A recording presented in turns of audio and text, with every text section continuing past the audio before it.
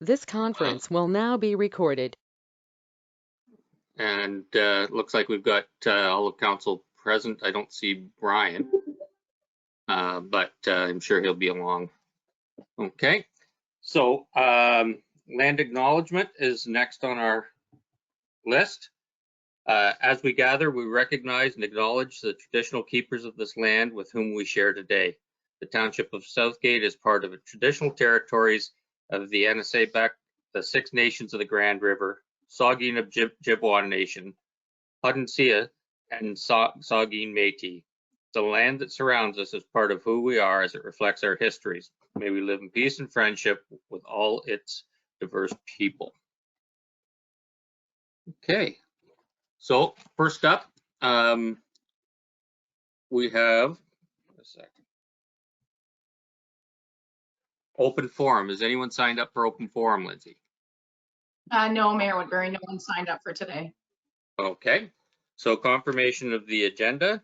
We have it moved by Michael, seconded by Brian, and I don't see him yet. So can I have a seconder for that? Oh, there you are. Hi, Brian. So we have Brian for that. Any, and that would be as amended. Any discussion on the not as amended? Yep. No addendum this week. That's different.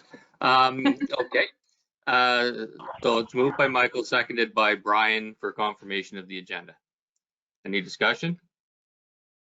Barbara? Yes. Through you to the clerk, was there was a closed session staff report though added, but No, that was did already, indicate that it. Pardon me? That was already indicated on the agenda. There wasn't a second one added. Oh, okay. Thank you. Yep. Okay, good. Always good to check. Okay. So is anyone opposed to the agenda? Okay, that is carried.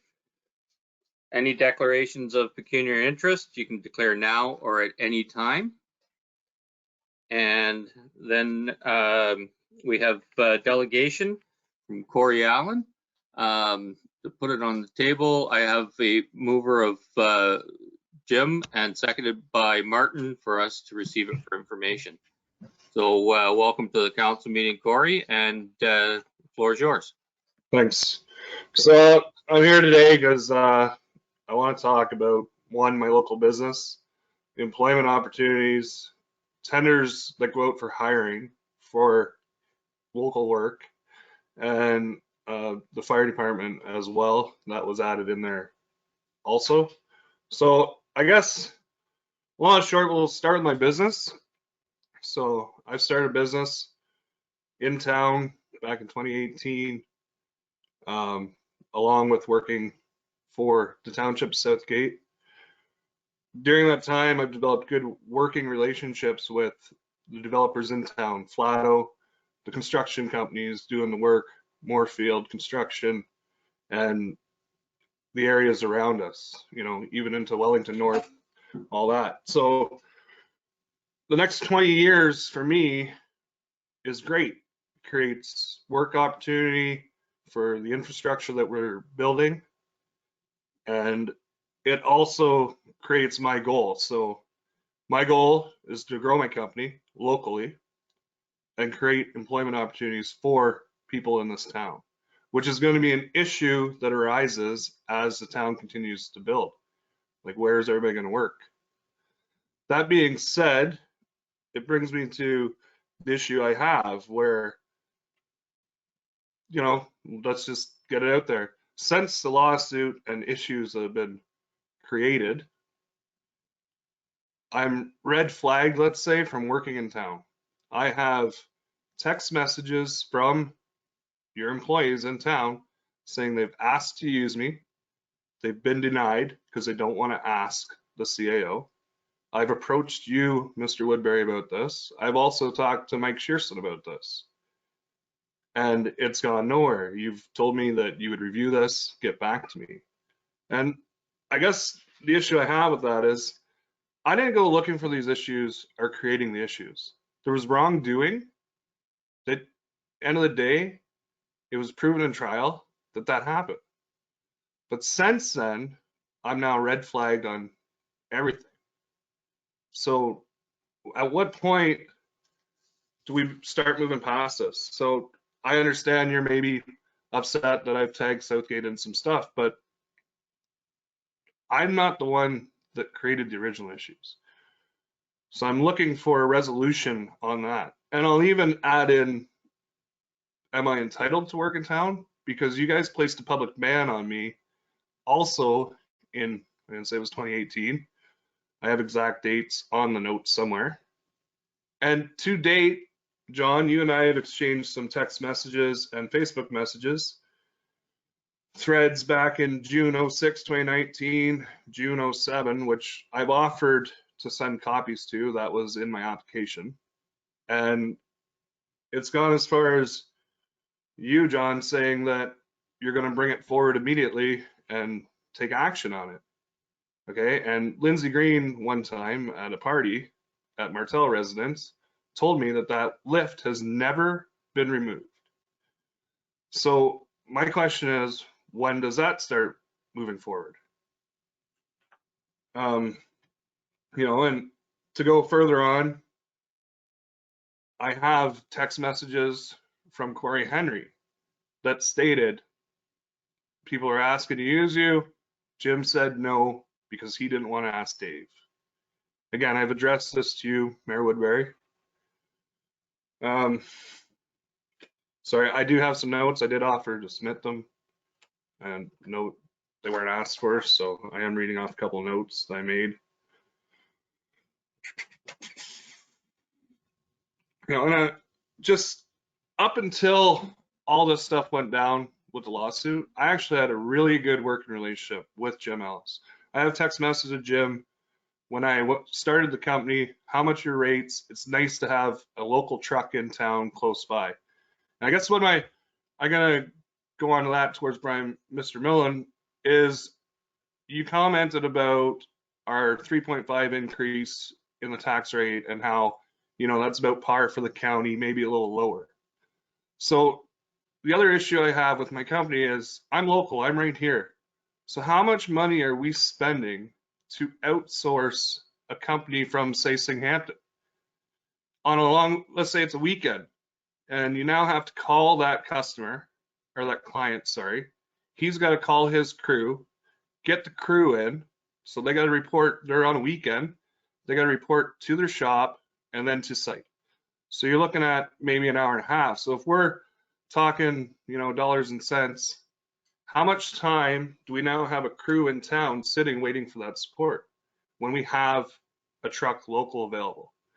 How much money are we paying for that truck to mobilize, travel, and get on site? Not to mention the cost that is happening when we have, say, a water main break, because there's cost underground, there's erosion of the earth as that water continues to flow. There's taxpayers who get upset because their water has to be decommissioned or turned down until the problem can be rectified. Another issue that was brought to my attention was the pharmacy. It was just last week when we had that real wet rain thaw. There was a backed up sump or something like that, and it was frozen, and they had to wait all day for another company to come in and thaw that pipe. So if that, how much manpower is that costing if somebody's sitting there waiting on that person to show up to do the work? On top of how much is there damage happening now because that flood's backfilling in, or did it get under control? That I can't speak to. And I understand that every issue, whether it be a water main break or a service leak or something, a sewer backed up, but the longer every issue sits and waits, the more it costs us in the end. So part of my thing is we talk about how we want to save tax dollars, and I think that's what most council goals are. That's why I elected a bunch of you, or voted, sorry, in the election. But why do we not save like $100 here, $200 there, turns into maybe 1,000, turns into maybe 10,000, depending on how big of a break or whatever you're dealing with, right? So I just, I just question why, because I had an issue with one of your workers, why we can't progress and start rewriting wrongs and moving forward. And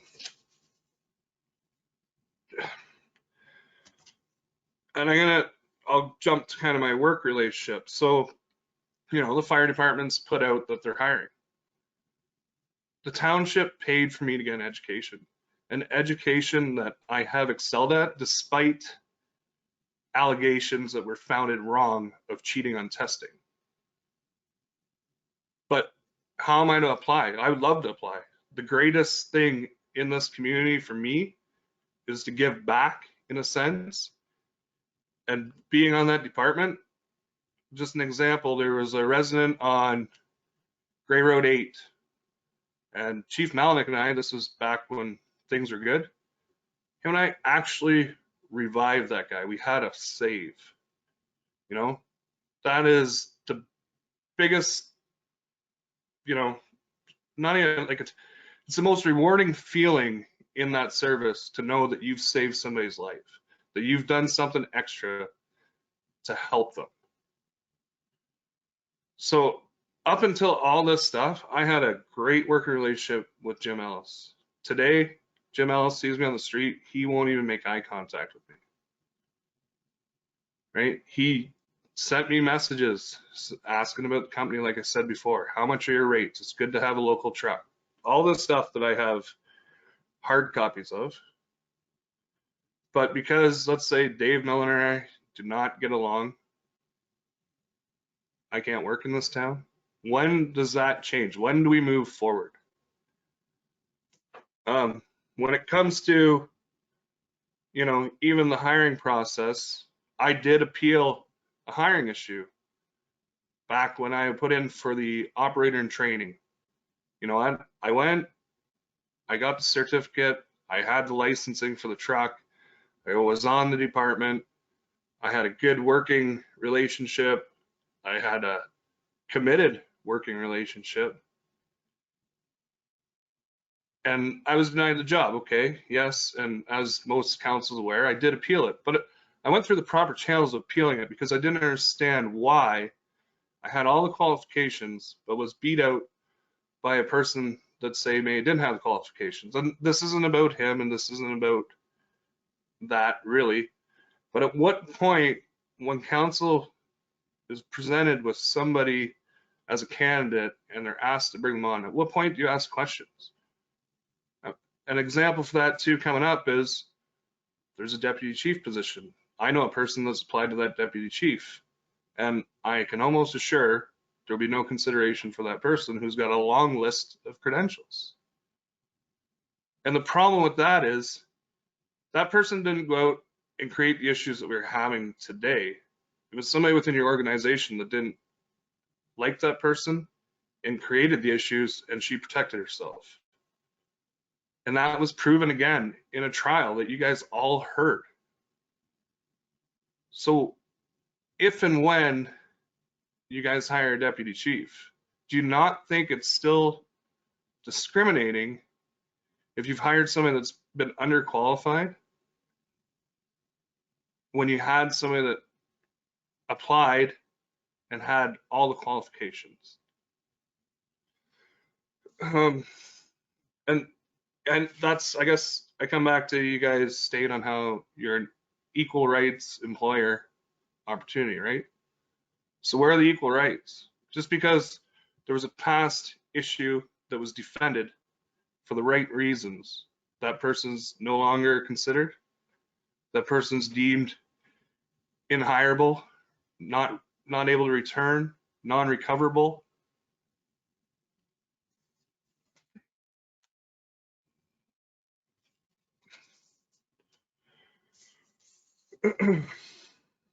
So, and sorry, I'm just jumping a bit everywhere. Back to my business, we talk about shop local, support local. I shop in every store. If I can buy a part here for my company, if I can get it at the hardware store, I get it at the hardware store. If I can get it at Highland Fuels, I get it at Highland Fuels. I buy all my diesel in this town. Very seldom do I fill up anywhere else. I go to the grocery stores. Those grocery stores employ my children. I deal with the restaurants. I eat at the restaurants. We buy our pharmaceuticals at the pharmacy. We try to put our money back into this town because it's part of growth and part of development. So why, as a taxpayer and a business owner trying to create more opportunity for people in this town, am I being overlooked?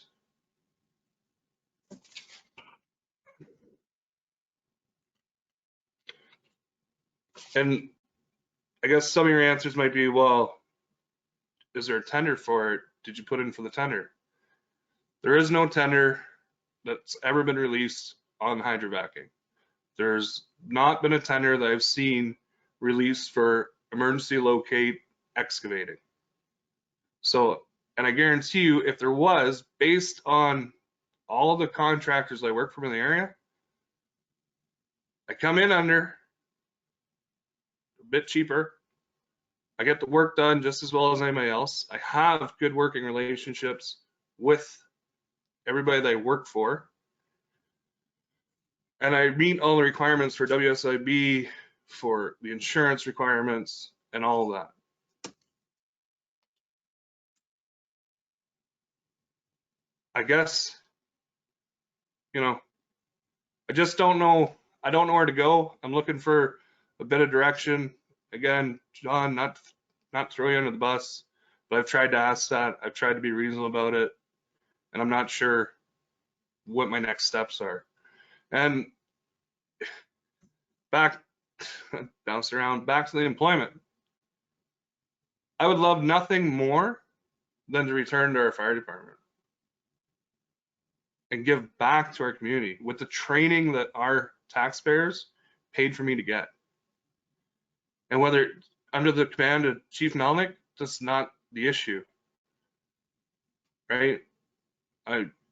Anytime I was at the fire department, I reported, I did my tasks that was asked of me, and as far as I'm concerned, I did it well.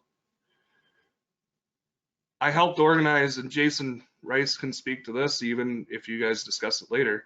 I helped organize one of the best fundraisers with Jason's wife, which was the hockey game between Dundalk Fire Department and the Dundalk hockey coaches. It was a big draw for the department and for the hockey community. So I guess I have issues when I'm maybe painted as this raw, terrible person, but you know, I speak up, yes, when somebody's attacking my family. And I try to be honest. Everything that I've brought to you guys in the past has been honest. When I came in and I resigned from the department, it's because I had heard the recording. I knew what had happened. How could I work under those situations? Even with Phil Wilson, I had a really good, reputable relationship with him. When I was on the taps and working the arena, I put in 60 to 70 hours because I was doing both jobs without a single issue in that position.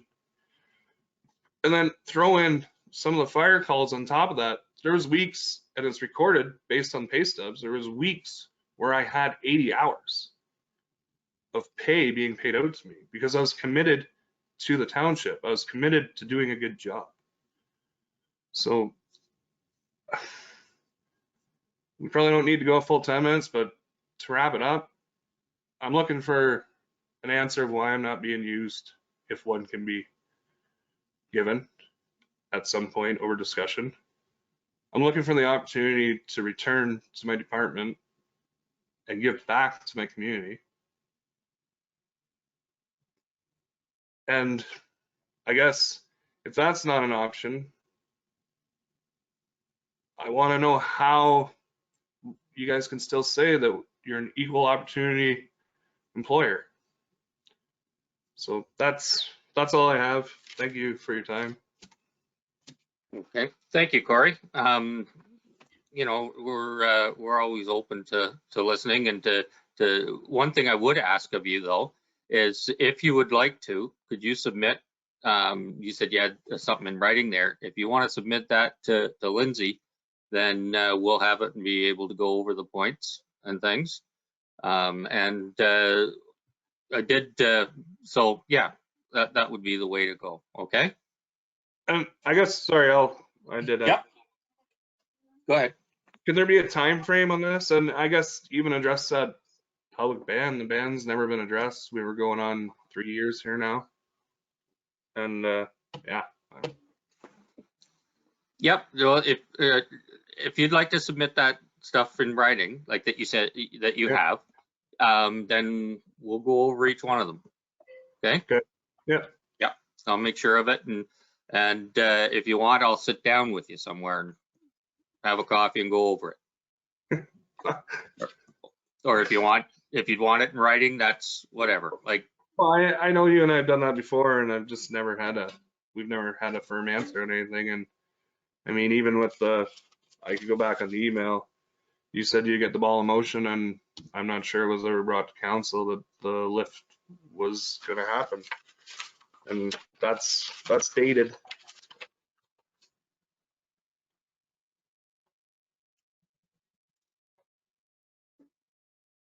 Dated September 10th and 11th. I sent you an email, request the ban lift in motion. You said September 11th in an email, I will put it in motion right away. mm-hmm. Okay. Okay. Any questions or comments? Barbara? Through you, thank you, Corey, for your delegation. Good morning, all. I have 2 questions. Yes, it'll be great to have the written notes as a documented record. Why don't we tender for the hydrovac and emergency locates? And why not do that? And the other question is, what would be the process of lifting a restraining order? What evidence of, I don't know, behavior or what's required in doing that? I guess we would need that information to come back to council. That's right. Yeah. So that's all stuff that can come, any questions in that once we discuss it. And if Corey wants to put that written stuff in, we can give answers to that. Thank you, Mayor Woodbury. And how would we get that on the agenda to have the discussion? Do we need a resolution to direct staff, or will staff bring it back? Staff will bring it back. Thank you, John. Okay. Anything else? Okay. Is anyone opposed to receiving this for information? And that is carried unanimously. So thank you for your delegation, Corey. And we'll look into all that stuff for you and see what we can do. Yeah, thank you. Okay. Next up, adoption of the minutes. Oh, and that is moved by Barbara, seconded by Jason. Any discussion on that? Seeing none, anyone opposed? Okay, and that is carried. Reports of municipal officers. Bev, we've got some of yours here. Moved by Martin, seconded by Michael, the permit request for the fill bylaw. Did you want to add anything to this, Bev?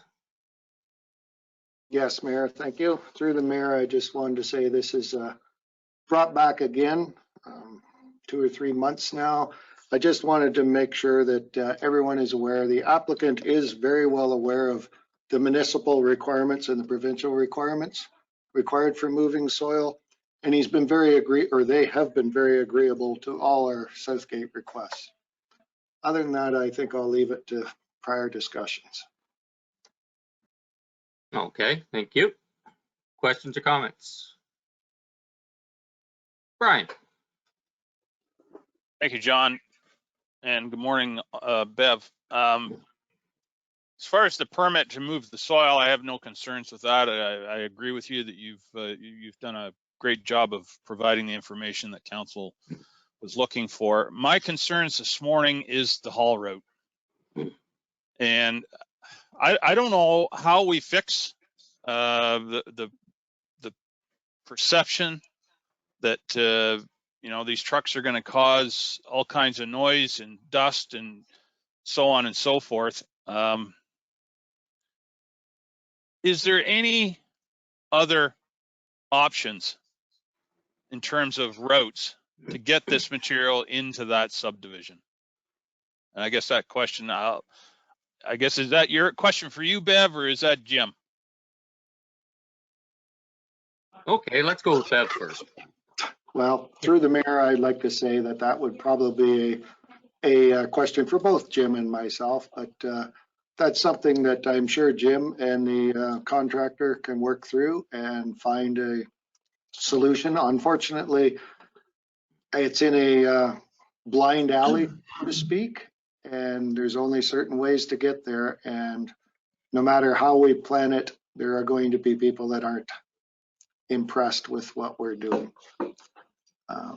But we have tried to limit it to the amount of traveling we do through residential or high residential area, and still give a reasonable safety concern due to sidewalks. That was one of the concerns on Glenelg Street, as there isn't sidewalks for people. And I guess if that's still a concern, we could probably, Jim and myself and the applicant could work through another route. Hopefully we could pass this today, or if it does pass today, and work on that route as we progress. Go ahead, Brian. Thanks for that answer, Bev. And I appreciate it is a difficult situation, absolutely. And you know, there is only a limited way of getting into that subdivision. I just know that there's going to be phone calls, there's going to be angry people, and I really don't want to have to try to address it, because I really wish the developer was driving some of these trucks and he gets stopped and he has to face some of these people that are upset, because I know he doesn't. And it's left to us to listen to the complaints and the concerns. And you guys as well, both you and Jim, are going to have to listen to this all summer long. Is there a way of limiting the number of trucks per day? Is there a way of limiting the number of hours these trucks can come in? Like really compress the hours in so that for 2 hours it's going to be solid trucks, and after that, nothing? I don't know. But I really think we need to put the thumb screws down on this stuff, because it's really going to be disruptive to a lot of people in town. So anyway, rant over. I've expressed my concerns. I've had a number of people express concerns to me, and I'll leave it at that for now. Thank you. Okay, thanks, Brian. That was just a little rant, though. It wasn't, you know, that big. But it just, again, this is kind of heading a different direction, but it just reinforces where we need those entrances off Highway 10 that we're trying to get down the road. It's not going to help with this, but it really enforces that. Any other questions or comments? Martin.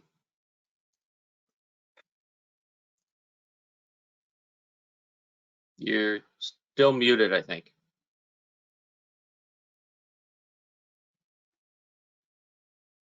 No, can you hear me? I can hear you. Okay, yeah, okay. I am having a bit of trouble this morning, I think. I have no problem with issuing the permit. You know, there's a lot more information about where he's going to get taken from. That one map showing where they would be taking it from, down in Vaughan. Again, the truck route, it was going to go up Proton Street North. It got changed to Dundalk Street, which is around the fire hall. My question is basically the same as Brian's, you know, to avoid this confrontation, because there is going to be confrontation. This is for Jim. Why can't they come up Ida Street? Why can't they come up that way, avoid the main street downtown completely, and cut across Glenelg to get in there. Is there weight restrictions on that road, or like, doesn't that seem more logical to keep it out of the way from Dundalk completely? So I don't know. I think the main reason, Martin, was there's no sidewalks along that route. That was one of the main So reasons. Glenelg and But Jim, if Okay. you'd like to answer that. Morning, good people. Morning, Jim. Yeah, morning, Jim. there's no easy way to get into this area. We've experienced it in the past as well, of trucking up in this north end of the town. And I guess we did pose a question back to the proponent about, yeah, I think why they're coming Highway 10 in is a shorter route as opposed to going out Highway 89 and coming in through Gray Road 8 and then back in Main Street into Ida or Glenelg. Again, we have this concept about greenhouse gas emissions and those type of concerns. I believe this adds to those type of routes for those type of issues that, you know, we are trying to reduce that impact. But anyhow, if we get off the beaten path and send them up Owen Sound Street, there's the extra other side streets that one has a no truck route, but we know from history in the past, these trucks are going to go and take the route that they want. They're going to see a street, they're going to duck in here and duck in there. So I think it's better to have a more defined route.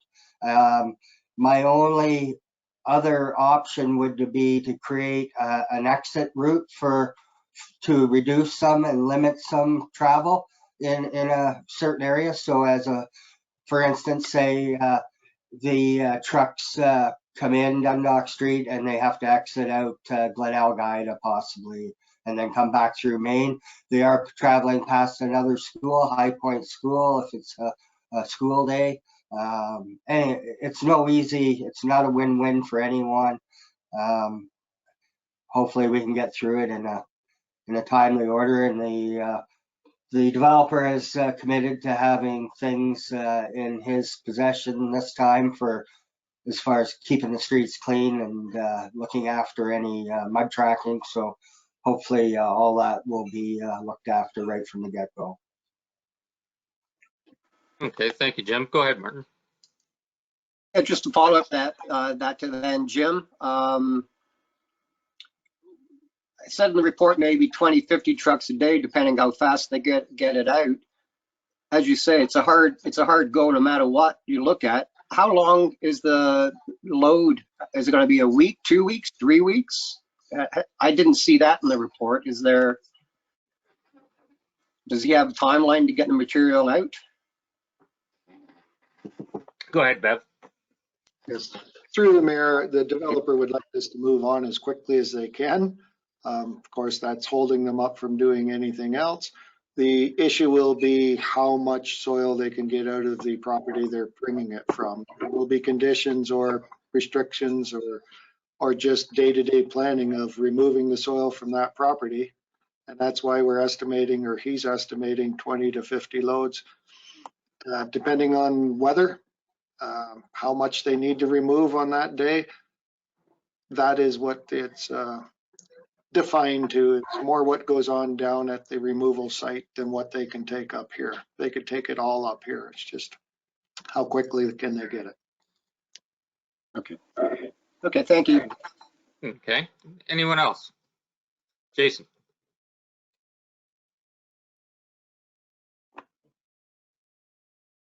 I just, well, I was against it here before too, hauling this fill in that far, but you know, we want all this development, and with development comes trucks. So, you know, I don't understand. I understand people are going to be angry on that route, but if you want the development, we want to vote for development. There's going to be trucks. There's going to be lumber trucks. There's going to be gravel trucks. There's going to be everything. So what, you know, we got to decide what we want. As far as, is there any way into this with a temporary road from the other Flato whatever I'm talking about. Put a road in, you can take that up at the last and put it in there for fill, so you save a lot of truck traffic there. And I just go back to the same thing we were talking about, doing local work and hauling this stuff out of Vaughan. To me, I'm the last one that's worried about climate change, but that's all a lot of people talk about. We're going to come that far with it. We don't know what's in it.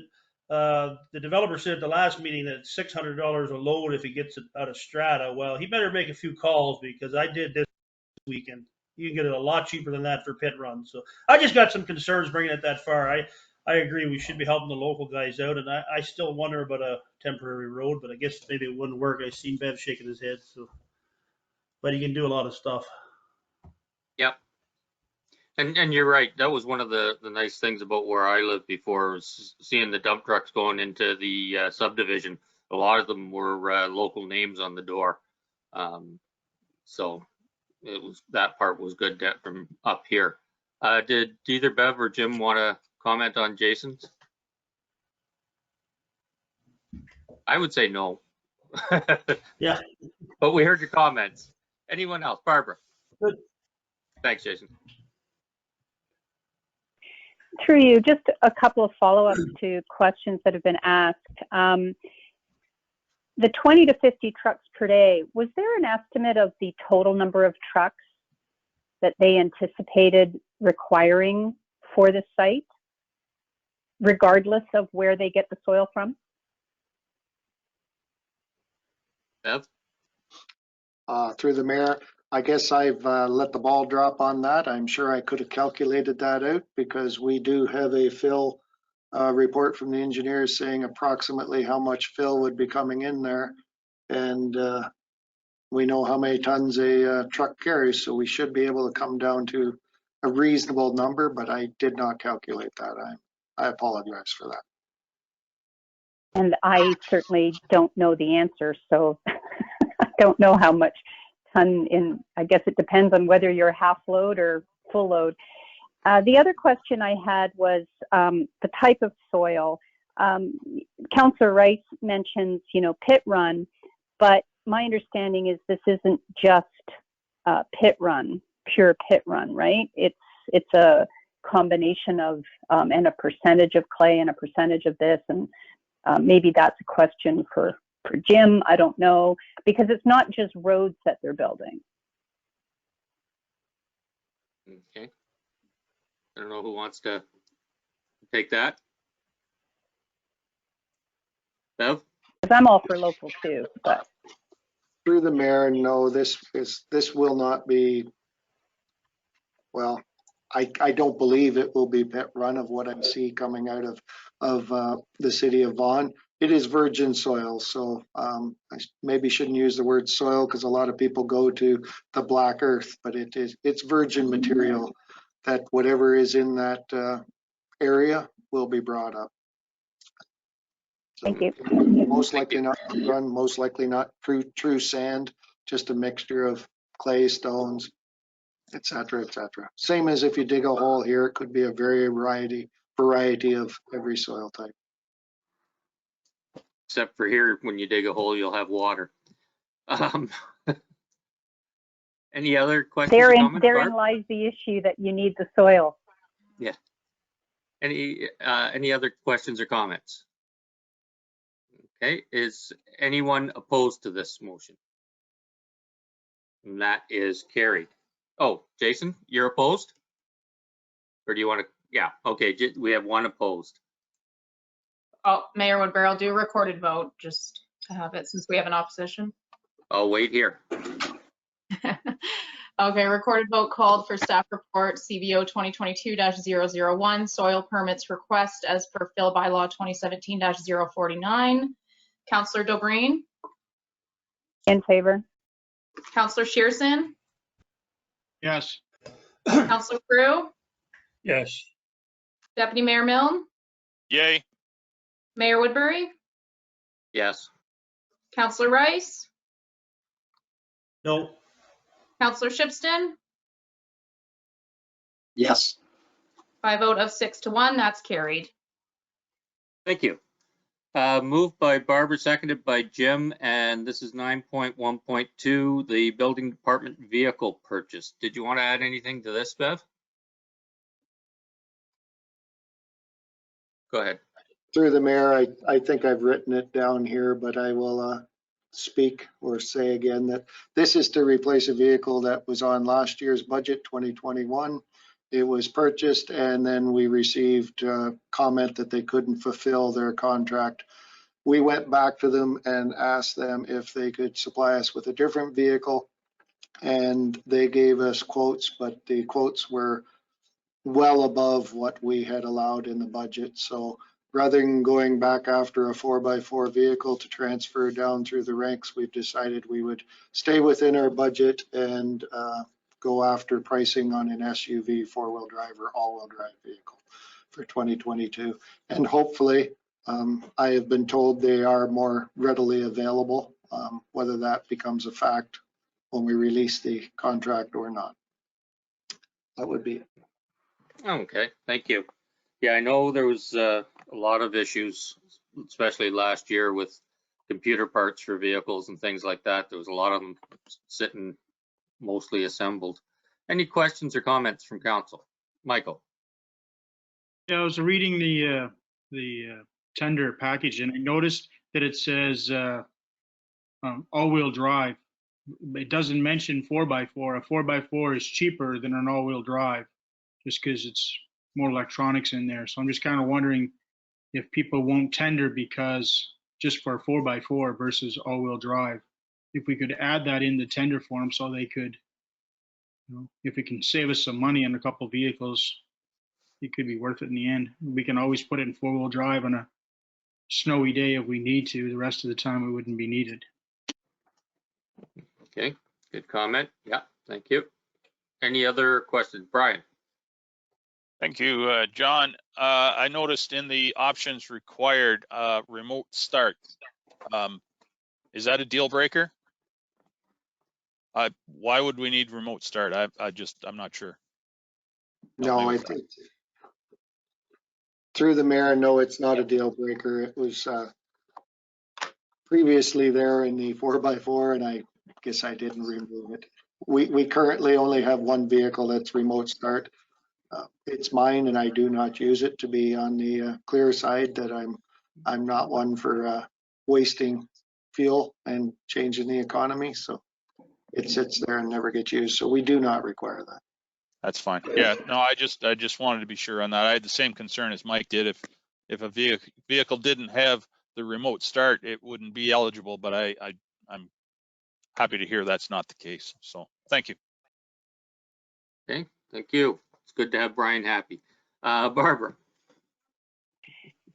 Just speaking from experience, make sure you get a set of snow tires, because my all-wheel drive SUV without snow tires is not much better than a front-wheel drive. Yeah, absolutely. I'm not seeing any more hands up, so I'll call the question. Is anyone opposed to this motion? And that is carried. Next, we move on to 9.1.3. That's the bylaw enforcement vehicle purchase, moved by Michael, seconded by Barbara. Did you want to add anything to this one, Bev? Go ahead. Through the mayor, I just speak that this is due to increase in staff and a full-time bylaw enforcer. And I feel it's imperative that the bylaw enforcer has a vehicle that is representative of the township. So when they do township business, people know they are working for the township. And the back story of not having your own vehicle, your own license plate known by a disgruntled complainant seems very important to me personally as I'm in this business. And I'll leave it at that. Okay, thank you. Questions or comments? Okay, I'm not seeing any. Is anyone opposed? Oh, Michael, go ahead. Will the DC charges be available for that vehicle? Dave's shaking his head no. I guess because it wasn't in the last DC study the study? Go ahead, Dave. Yeah, that's not a qualified way to collect money for in DCs. Bylaw enforcement is not a growth related matter, according to the rules. Well, sure is according to what we see. Just more people, more things to do, but yeah. Okay. Any other questions or comments?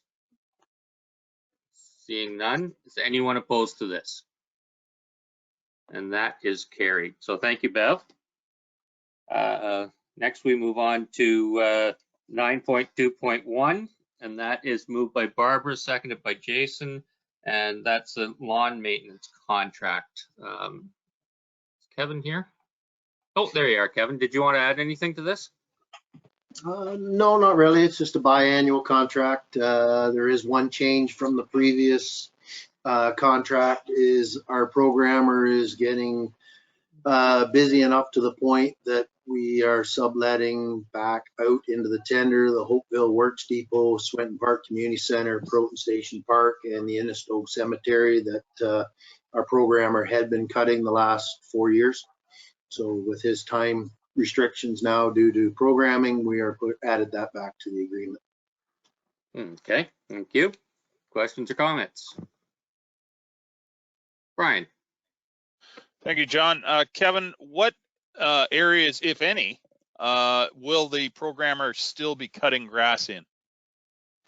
Not sure what the programmer will be cutting, but staff, we may have to switch some around. We did keep the Hopeville Ballpark, just 15 years of grass cutting. We've never really had a contractor that's done it to the standard of Hopeville Minor Ball and the users of that park, because they only cut it once a week. So we did keep Hopeville Ballpark. We do cut the in-town grass still, because of what we ran into the past was a contractor would come in Friday at 4 o'clock in the afternoon when the park's busy and full and wouldn't cut half the grass for us. So we are still cutting staff-wise the in-town grass, and we're keeping Hopeville Ballpark, or Croton Park, I guess it's officially called. Okay, if I might, Mr. Mayor. Absolutely.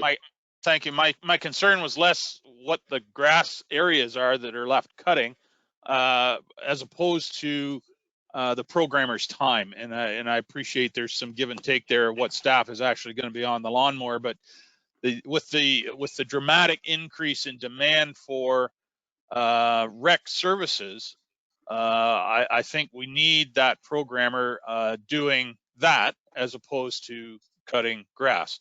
Now, that said, I don't want him standing around with nothing to do, and I don't think that's happened or going to happen, but I think the value in that position is absolutely doing recreation programming as opposed to cutting grass. So anyway, that's good. Thank you. Yep, go ahead, Kevin. I can answer the hours. Ethan was putting in 24 hours a week cutting grass, and he was putting the balance of his 40 hours into programming. So now we'll be gaining 24 hours of programming by changing that grass cutting off what his duties were. Excellent. Thank you. Thank you. Jason, and then Michael.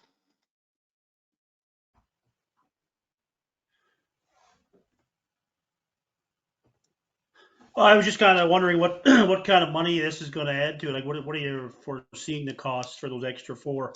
I understand with the programming, he has a lot of programming to do. I just can't help but think we couldn't squeeze that bit of extra grass cutting when we have more already, and just wonder what kind of dollars this is going to add to it, do you think? Okay, go ahead, Kevin. In the past, it's pretty much balanced. A contractor coming in, like in previous Swinton Park, grass was being cut for, I think, around $30 a cut. For us to cut it, we're paying wages at $20 an hour or plus now to cut that grass. So in the end, you're probably saving tendering it out slightly.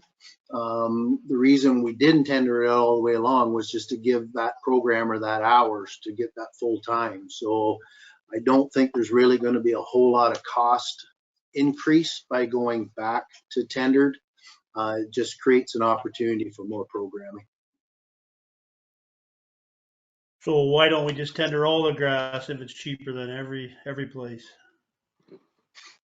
Oh, we That's could. the question. If it's that It's cheap, just, then the problem is your value you get out of a tendered contractor. If we go with the cheapest contractor, the job isn't very good. We've run that in the past where I'm constantly calling a contractor once a week saying, hey, you're supposed to set that mower deck at 2 inches. Why are you cutting it at 4? Well, he's in it to make money. So, you know, there's certain contractors now, I hate to say it, I won't hire again because of the quality of work they've done. But knowing what is required on the sports fields, we do a better job.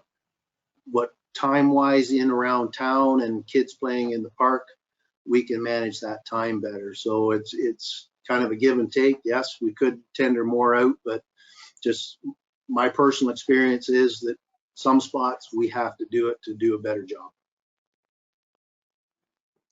Okay, thank you. Michael? Yeah, my problem is I can hear like the Hopeville ballpark that they can't cut it to Kevin's expectations. I mean, the contractor should do what Kevin wants to do. If that's what it's supposed to be done, that's what should be done. If that's what he quoted on, and that's what the tender says. So I don't know. I just think that Kevin needs to use a stick a little bit and make sure that they do as he asks in the tender. If it's supposed to be cut a certain way, 2 inches, then it's 2 inches. That's part of the deal, right? Okay, Dave? Yeah, and just to add to Kevin's comments, there's other things that recreation staff do that we wouldn't really put out to contractors when he's at places like the Hopeville ballpark, like drag the diamond and do maintenance of that type, you know, deal with waste and so on. Okay. Any other questions or comments? Martin? Thank you. Thank you, John. Just a comment, in a way with Ethan's hours going, you know, pretty well half of his hourly week, you know, working week. This is only kind of a tip of the iceberg because he's going to be, you know, we've talked about it at the committee somehow where, you know, his position as rec programmer is going to be full time. So the grass has to get cut next year and the years to come. There was also talk about perhaps getting somebody else to help him with the programming, and then that he could do the grass cutting as well. That's in the future. So for now, to go back and do the tendering, I don't think it's a bad idea. What Kevin was saying about contractors and keeping on top of them, when we paid to get the soccer fields cut, we went through a couple before we found the guy that we stuck with, and he did a great job. And as Michael said, tell them what you want, and they'll certainly do it. And you know, we built up a good relationship. So I'm in favor of going ahead and doing the tendering process because, as Kevin said, Ethan is only going to get busier and busier and busier in the next 2 or 3 years, and you know, we've certainly as a township had a lot of commendations for programs, and I'm pretty sure thinking the recreation programs we're going to have in a while are going to be just up there, 5-star, right? So it is time. I'm all for it. So send it out and see what we get. Thank you. Barbara? Thank you. Through you. And based on, I'm in favor of going out to tender this year, and I'm certain that Kevin is evaluating the number of parks that or green space that are going to come online that are going to need attention as, you know, the development develops as we grow. And I could see this being a seasonal job that an individual, whether that's a summer student, I know that there would be requirements for, you know, licensing and all of that, but I think that that's something that is on our horizon as a full-time seasonal grass cutting park maintenance person through the recreation department. So I'm sure that's in the back of Kevin's mind. If it isn't already, then I'm thinking that will be a good idea. Yeah, well, I know just through casual talk with you, Kevin, you've got lots of ideas and lots of plans that you've laid out for the future, and it's greatly appreciated. Did you want to comment on any of the comments? No, they're all good comments, and yes, rec department's going to change drastically in the next 5 to 10 years. Yeah, absolutely. Any other questions or comments? Okay, not seeing any. Is anyone opposed? Okay, that is carried. Thanks, Kevin. Next, we have up Liam's report, 9.3.1 Development Charge Study RFP, and moved by Brian, seconded by Michael. Morning, Liam. Morning. Yeah. So would you like to, any comments? Just the current development charges bylaw expires on November 16th, 2022. So we've tendered to do a new DC bylaw update. Watson was the only company that submitted, as Hempson didn't have the staffing to meet our timeline. And the quoted price was $29,840 plus HST, which we're recommending approval of. Okay, thank you. Comments or question time? Brian, and then Jason. Thank you, John. And this is related to an earlier comment, and I forget where it came from. It might have been Mike, I think, talking about bylaw enforcement. And Dave made the comment that it wasn't allowed under the rules. This is related to the vehicle for the bylaw enforcement officer. Were the rules, Dave, that prohibited that, or maybe Liam can answer, was the rules that prohibited this, were they provincially that you can't include bylaw enforcement, or was it the current bylaw does not include bylaw enforcement? And potentially, will the new bylaw, the development charges bylaw, there's a lot of bylaws in this question, will it include bylaw enforcement or some piece of it? Did that make sense? Go ahead, Dave. Or Liam. First thing Dave's going to say is, I didn't understand your question. No, not at all. I could have shortened your question by saying it's provincial. Yeah, it's perfect. Mhm. All right. Thank you. Okay. And you were one time saying bylaw short of a rant.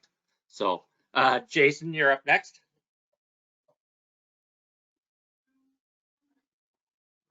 I guess this follows along with my theme. It's 30,000. I understand it came in cheaper than before, but why do we always need studies? Do we not know best what we need or what we should charge? I know it's my conservative roots, I guess, but 30,000 for somebody to do a study to tell us what I think staff and council and our residents should know what we need anyways. And I don't know. It's just a question. There's always study. And we're the ones that we should know what we need or what the charges should be, I think. Just putting it out there. Yep. Dave?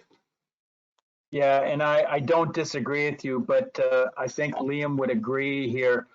The development charges is likely one of the best investments we can make because the regulations with the province are very prescriptive. They're very thorough. They need the expertise of someone that's working with it every day. The rules have changed since the last one we've done, and it does quite a deep analysis. For example, one of the things that's changed is there's a change in that 10% reduction. I think you've heard us talk about before, that there'll be more of the development charge placed on growth and less put to that 10% community benefit. But maybe Liam wants to add something, but to maintain the expertise of doing development charges when we're doing it once every 5 years would be almost impossible, or we'd have to add someone to staff to stay on top of that. Okay. Liam, did you want to add something? Just that, in my opinion, the development charge study is something that is a great value for a consultant to do because they're aware of all the rules and how things change from one study to the next, as well as some of the items that are included and how we present them might have to defend, and they have much more experience in that than staff would. So, and the cost of the development charge study is actually recoverable through development charges. So it's, in my opinion, our development charge recovery will go higher by having a consultant do it. Staff does provide them with all our capital items, and we have that discussion what can go in and what can't go in. So I do think there's a value in having a consultant do the study. Okay. Barbara? Thank you. And one of my questions was, isn't the fee for the study recoverable? And Liam already answered that question. It's actually recoverable by having a development charge bylaw. The other thing is, isn't it? I mean, we know that development charges. Is a study provincially mandated, or is that just recommended? I think Liam touched on it. If you had to defend the charge to a developer, that's where having a professional person who has done it comes to our defense type thing, can defend it more easily than staff. Dave? Maybe I'll take a start at that. So the first thing is that the township would decide whether they have a development charge bylaw or not. Then you need the background study as a tool to justify, defend, support our decisions of what we charge in the bylaw.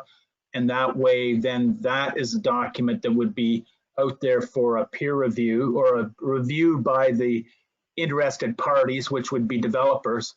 And they would then have a chance to challenge that bylaw. But the bylaw is so, I think, prescriptively and well done that you should not get any kind of a challenge to that because it follows the provincial rules to the letter of the law. And maybe Liam has something to add there. Let's see. Liam? No, I think that sums it up quite well. I was just going to comment the Development Charge Act does require a background study. So we have to do this if we want a development charge rates. Thank you very much. And it's good that the development charges are recoverable because then development pays for development. That's the whole idea of having a development charge bylaw. Mm-hmm. Thank you. Okay. Not seeing any other hands up. Oh, Martin? Yeah, thanks, John. Excuse me. Just a comment.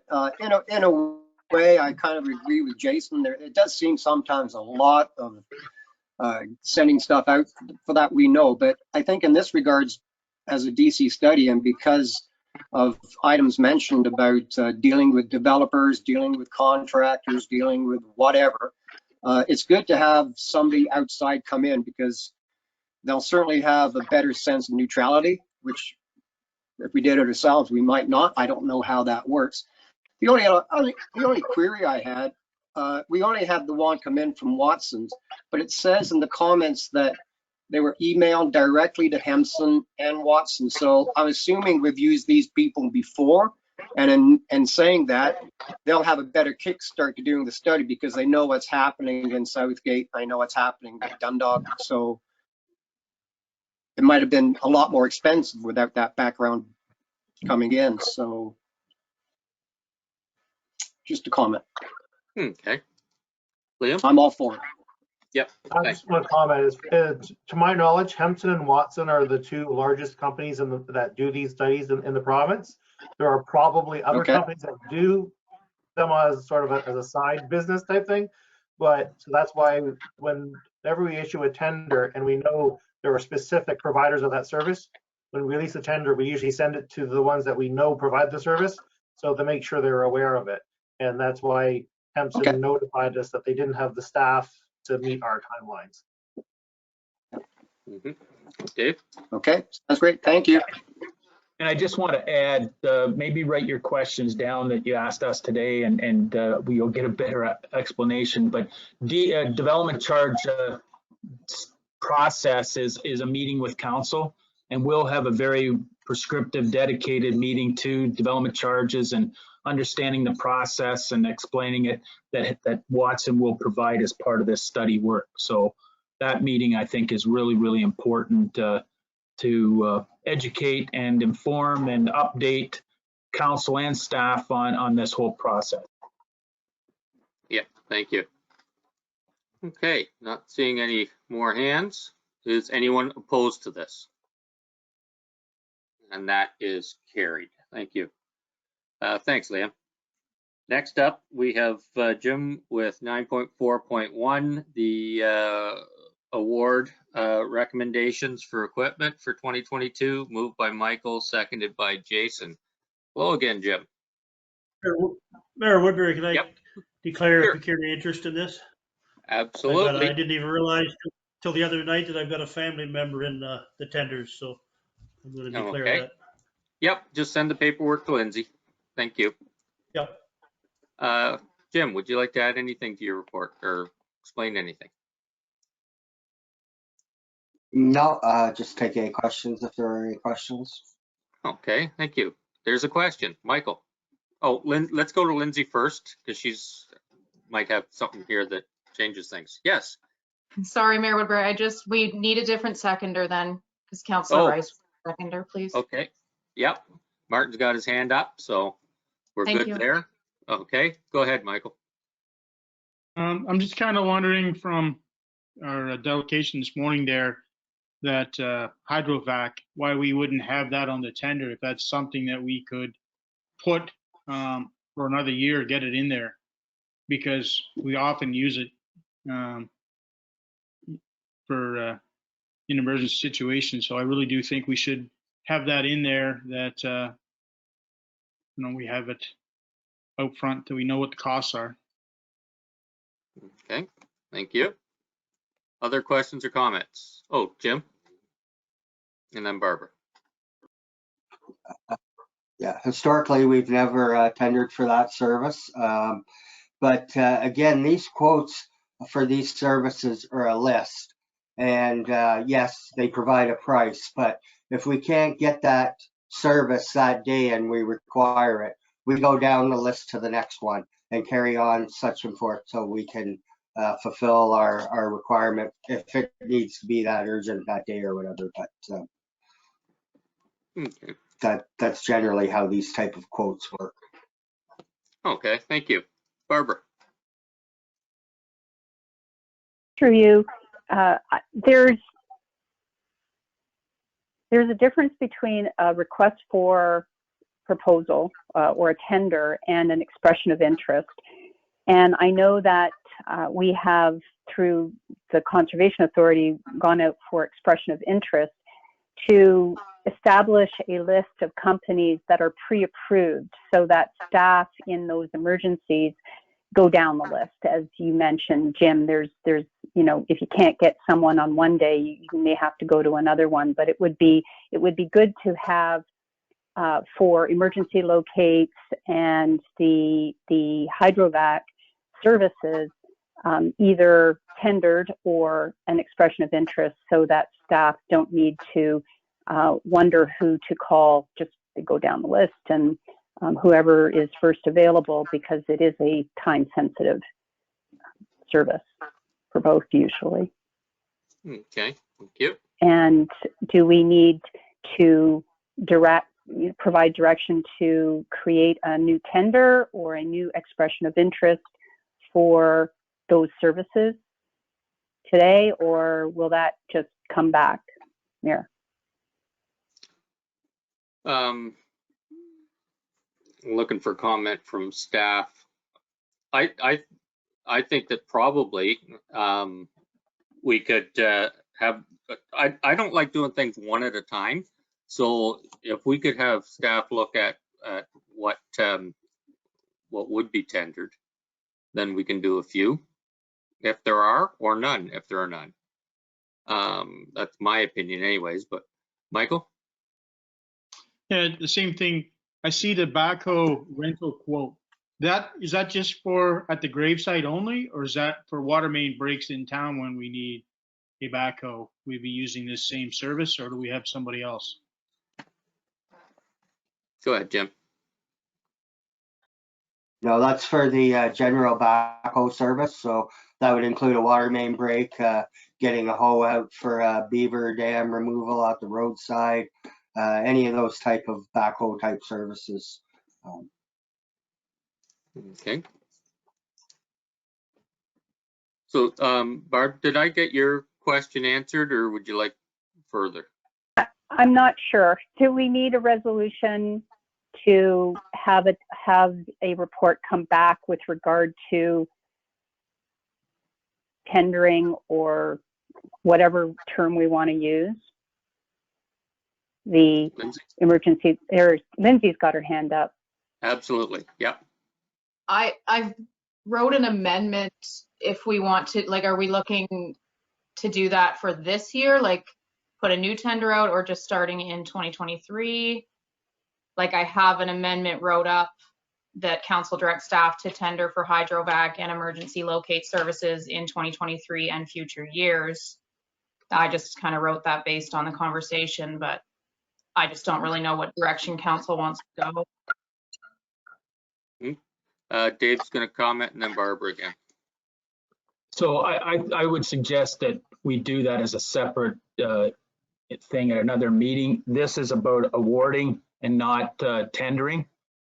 This is a recommendation to award for these services, and we'll leave it to Jim to bring back a report at another meeting in relation to if we should or we shouldn't tender, and the justification one way or the other. Okay. And like I say, I'd like Jim looks into that to look at not just one or two things, but if there's anything else that could be included. So how's that, Barb? You had your hand up again. As long as it comes back in a timely fashion. I know that Jim he's writing frantically down there. He's making notes. And I would suggest that if there are any opportunities, that we go out to tender now for that service. I don't know why we'd need to wait until 2023. But if it's agreeable and we're going to get that report back on what can be tendered, or whatever terminology we want to use, then I'm satisfied that that will come back in a timely fashion. Okay, thank you. Any more questions or comments? Martin? Yeah, just commenting, I guess kind of a question. I'm looking at page 161, Jim, for the tender for crushed gravel. And with Walker coming in at $550 and Donegan's at $399, I don't know any of these people, but that's a big difference, 151,000, especially when all the quantities are the same. But when you add the differences between unit prices, there's almost $10 difference when you look at the, that's got nothing to do with the quality of gravel. Is it all going to be, what do you call it, A grade, or is it B grade for what you use on this application? I'm just amazed at the difference between the two. So any comments there, Jim? Just out of my curiosity. Mm-hmm. Go ahead, Jim. Yeah, so this crushing is happening at our own township pits. It's our own supply of gravel. So there's no difference in quality. The quantities are the same, as you mentioned. If I recall back right, they dropped their price from crush and stockpile from $10 last year, Walker's bid, to $5, I believe. Yeah. Okay. So imagine that price if it came in at last year's prices. There seems to be, and it's stated in the report too, that there seems to be a fuel price increase that has moved most of these up this year, it seems. So, but no, they're bidding on the same material in our pit. Okay, thanks, Jim. That's what I wondered. That's what I wondered, if it was our pit or some reason why the difference. So that's good. Thank you. Okay. Not seeing any more hands up. Is anyone opposed to this motion? That is carried. Thanks, Jim. Next, we'll move on to Lindsay's report. 9.5.1, moved by Martin, seconded by Michael, and that's the Community Fund Management Committee. So Lindsay, did you want to add anything to your report on that? Thank you, Mayor Woodbury. Not a whole lot to add. I kind of explained in the report the struggles that my department's seeing with trying to get these committee meetings off the ground and get this initiated. We're still haven't really had a successful meeting yet. We've had to continue to cancel just for quorum issues. So I did reach out to Stuart Reed at Community Foundation Grey Bruce, and he didn't have an issue with our signed agreement with us appointing more council members. I just think at this point, if we appoint 2 more council members for a total of 3, and then see what members, I do believe that 2 members of the community members are willing to stay on likely. I mean, I am going to touch base with everybody after this and go from there. But I just think if a few more members are appointed, then we would just have better luck getting this committee initiated, and then we can look in the future how we want the membership to go. Yeah, thank you. And just my 2 cents on that, Lindsay, is I think with a couple of council members on there, we can get it actually set up and moving, and then we can add, because that seems to be part of the stumbling point part too with it. And just I'd like to comment that Holly's done a great job trying to get this off the ground, and she's put a lot of time into it, you can see. Barbara? Oh, go ahead, Lindsay. No, I was just going to comment. She sure has. I feel for her. It's a struggle to do it also. Yeah. Barbara? I can appreciate thank you, Mayor Woodbury, and thank you, Lindsay, and thank you, Holly. I can appreciate the difficulty in juggling the number of people and their busy schedules. And I would just there is a doodle poll function that is really handy when trying to find a date that works for multiple people. I did express an interest in being on this committee, and my interest continues. So I would like to put my name forward. Okay, thank you. So I guess we have the motion moved here. We just need names of anybody interested. Brian?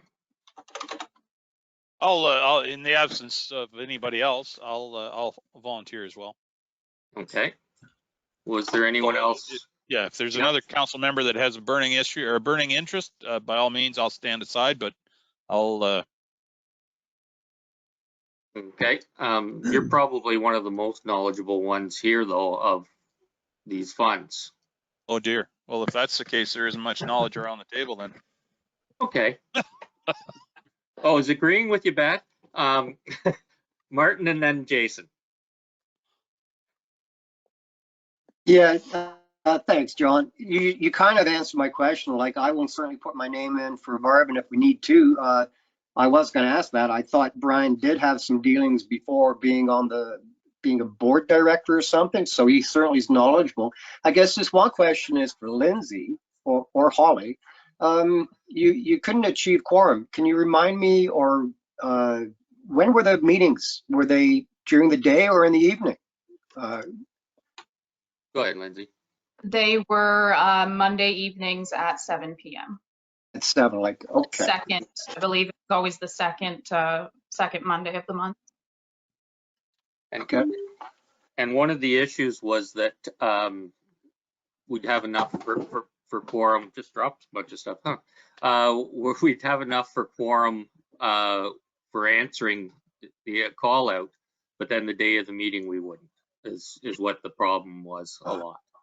So whatever issues came up that way. Go ahead, Lindsay. And yeah, thank you, Mayor Woodbury. If I might add, those dates aren't set in stone. Like if the members as a consensus or new members want to change in the date and times, that's fine too. That was left up to the members, so that can always be changed. Okay, thank you. Jason. Okay. No, I was just going to put my name forward too, but Brian's on there. I think he'd do a better job. Oh, let's put the pressure on. Any other, Barbara?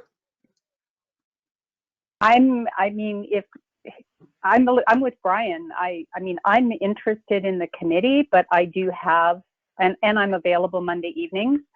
I do have other committees that I do sit on. If Jason is interested in, no? I think that was your answer. Okay, I let my name stand. Thank you. Okay, so far we have for the two positions, Barbara and Brian. Is that where we're at? I'm not seeing any other. Okay, and was there any other comment or questions about the report? Okay, then I'll ask, is anyone opposed to this motion? And that is carried. Thank you, everyone. Okay, Lindsay. Next one is 9.5.2, moved by Jason, seconded by Barbara. And that's the Recreation Advisory Committee report. So, Lindsay, if you'd like to explain anything on that. Sure. Thank you, Mayor Woodbury. This one is not exactly the same as the last one, but it's Councillor, I'm trying to think of the name, it's lost me. Councillor Hannon, Wayne Hannon from Melanchthon Township has resigned. So now we're down to only two members, which is Councillor Shipston and Deputy Mayor Milne. So we're just foreseeing that there might be some quorum issues with that again. And I know that Kevin would definitely like to get a meeting. We did have to cancel the last one. So I'm thinking just until the end of this year, we appoint one more. And just because I don't know when Melanchthon is going to be appointing someone, I have no idea. Okay, and I think that's probably the important part, is that a spot is left for them if they do. Yes, absolutely. Jason and Barbara.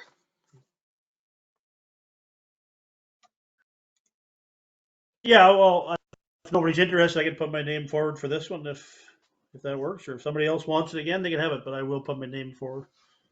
Okay, thank you. Barbara? As the seconder, I was going to nominate Councillor Rice, so I'm happy to support that nomination. Okay, is anyone else interested? Martin, go ahead.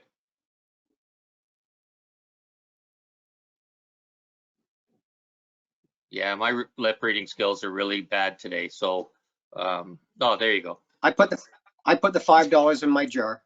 Yeah. As mentioned before with the other appointment, the time of day is very important.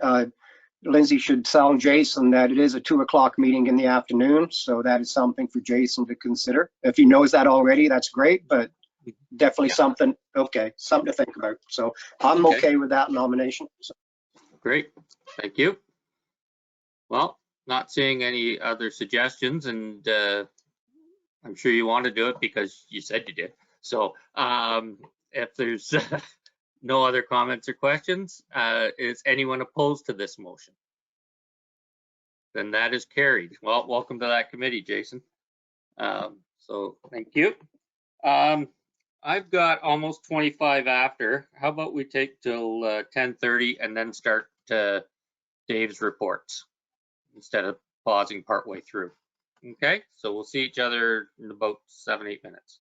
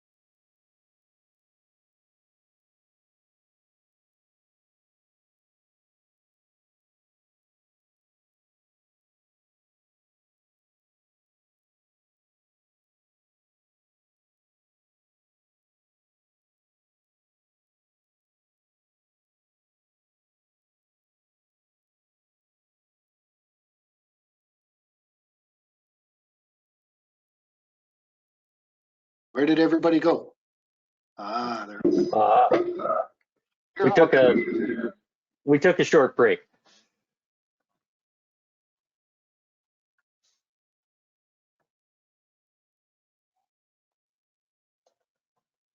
You're muted, Bev.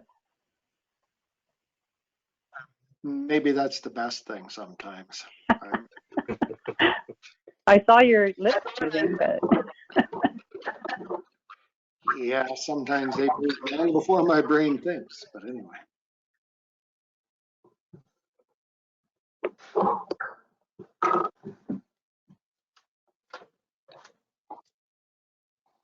Okay.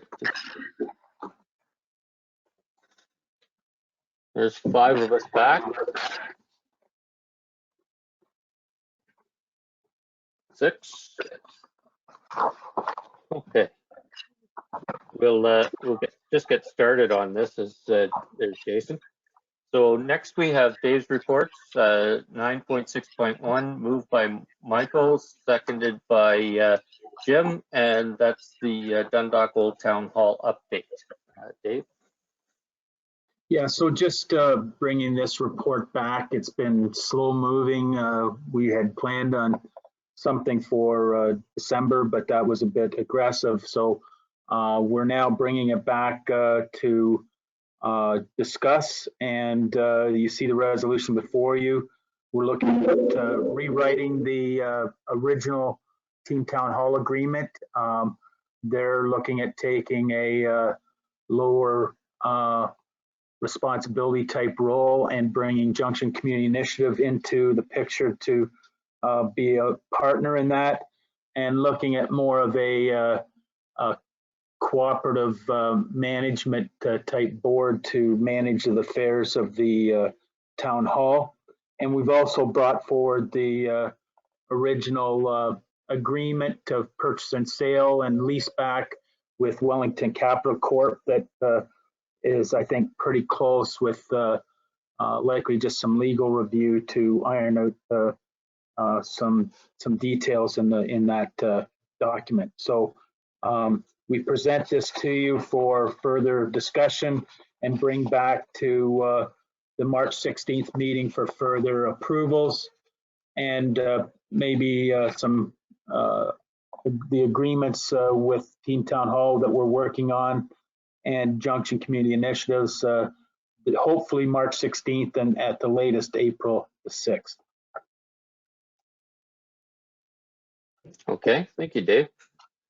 Questions or comments? Barbara? thank you.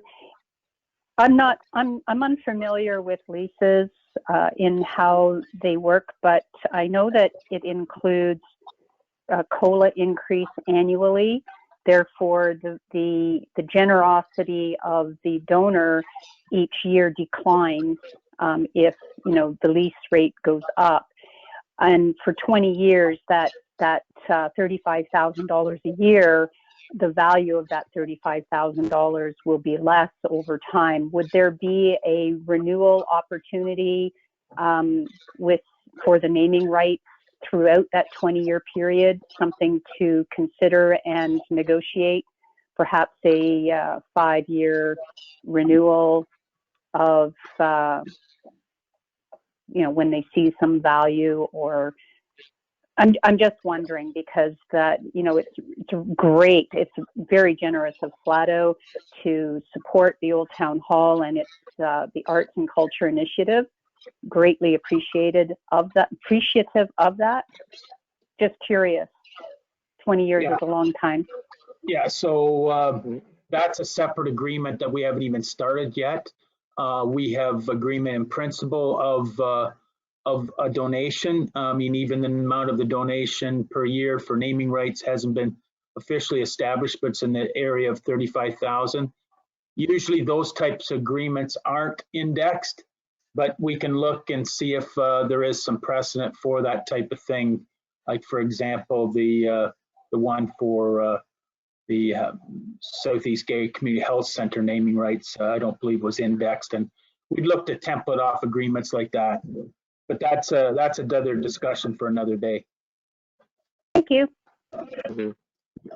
Yep. Well, I'm not seeing any. Oh, Jason, go ahead.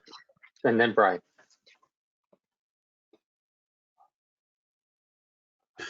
I guess reading through everything, I want this done as soon as anybody, but I understand the cultural side of it and the usage there, and the even the monthly payment, but I still have a hard time with this $175,000 lump sum of taxpayers' money once that building is sold going to a private owner. I understand. I guess I understand the angle you're saying. I just I will not be voting on. I can't see how we can cut them a check for that when it's a privately owned building. I guess it's just a comment. I just that's the sticking point for me is that 175,000, and I'm not sure. And then when we go into the calendar they have, like I guess I'll preference like this. I hope this flies, but that 175,000 in my mind is the sticking thing. We go to the calendar and I see on here they're foreseeing having weddings there and birthday parties every weekend, and I hope it's booked every day, but I just can't help but think it's maybe not gonna be. And I'm just wondering who with Team Town Hall is pulling back, so I think people are they a little nervous or what? But anyway, I don't know if it's a question or a comment. Why do we have to have that 175,000? It just seems like a lot of money to me to be given to a private owner. I guess I'm rambling here, but I don't know who Dave or who can answer that. Or Well, you were nowhere near a ranch, so rambling's okay. Dave? So maybe I'll ramble back to you, but that's a really good question and a concern. I mean, I have as well, but I think we have to look at it from the standpoint of the 175,000 is an investment over the next 20 years that we're paying up front, and likely beyond that, because although we will make other investments, but maybe that's where we say this 175,000 that will be something that Team Town Hall has to fundraise part of it, because it will be what it is to help fund the initial capital investment of the investments that Wellington Capital Corp are going to make in the early on, like in the first year, to upgrade the building and improve the carrying capacity for the second floor and so on. So all that engineering and rehab work that increases the carrying capacity to allow public access back into the building. So that's our investment, for short-term and long-term in relation to the capital upgrades, rather than, the $3, $4, whatever, $5 million that we've been estimated to have to put into it to resurrect it on our own. Plus, we have lease extensions that extends that access to the building. So, the way Wellington Capital has put it to me is, we really are tying him up for, 20, 40, 60 years if we want the building to remain in our use for that period of time. Or do we find after 20 years, it's been really successful, or it hasn't? If it's been really successful, maybe we look to another venue, and that venue is then whatever dated, or we reinvest or whatever. But I guess that's my report back on that comment or that question. Okay, thank you. Brian and then Barbara. Thank you, John. And just to say that it's really exciting to see Junction Community Initiatives involved. They've established a very good track record in the limited time they've been in the community, and I think it's exciting to see that they want to be involved with this whole process. So that's good. My question revolves around the earlier statement or comment about the naming rights thing. I'm having a tough time squaring how Wellington Capital Corporation is going to invest, as Dave said, $2, $3, whatever $million into this thing, and yet we're going to negotiate a naming rights thing with Flato. I mean, how's that going to work? Does Wellington, are they aware of this initiative? Just to respond to that question, yes, they are aware of it. They're supportive of it. This would be naming rights in relation to the cultural space, being the theater and the Old Town Hall, let's call it left side of the building. I mean, obviously, it'd be still the Old Town Hall, but it would also be possibly the location for the Dundalk Herald with a sign on there, but maybe on the left side of the building fronting onto Main Street, there'd be a sign that says the Flato Dundalk Theater or Flato Dundalk Cultural Center. Or, I mean, that would be things we'd work out with them. But Wellington Capital Corporation know of this and are supportive of this, and we would be putting that into their agreement. 10-4. Thank you.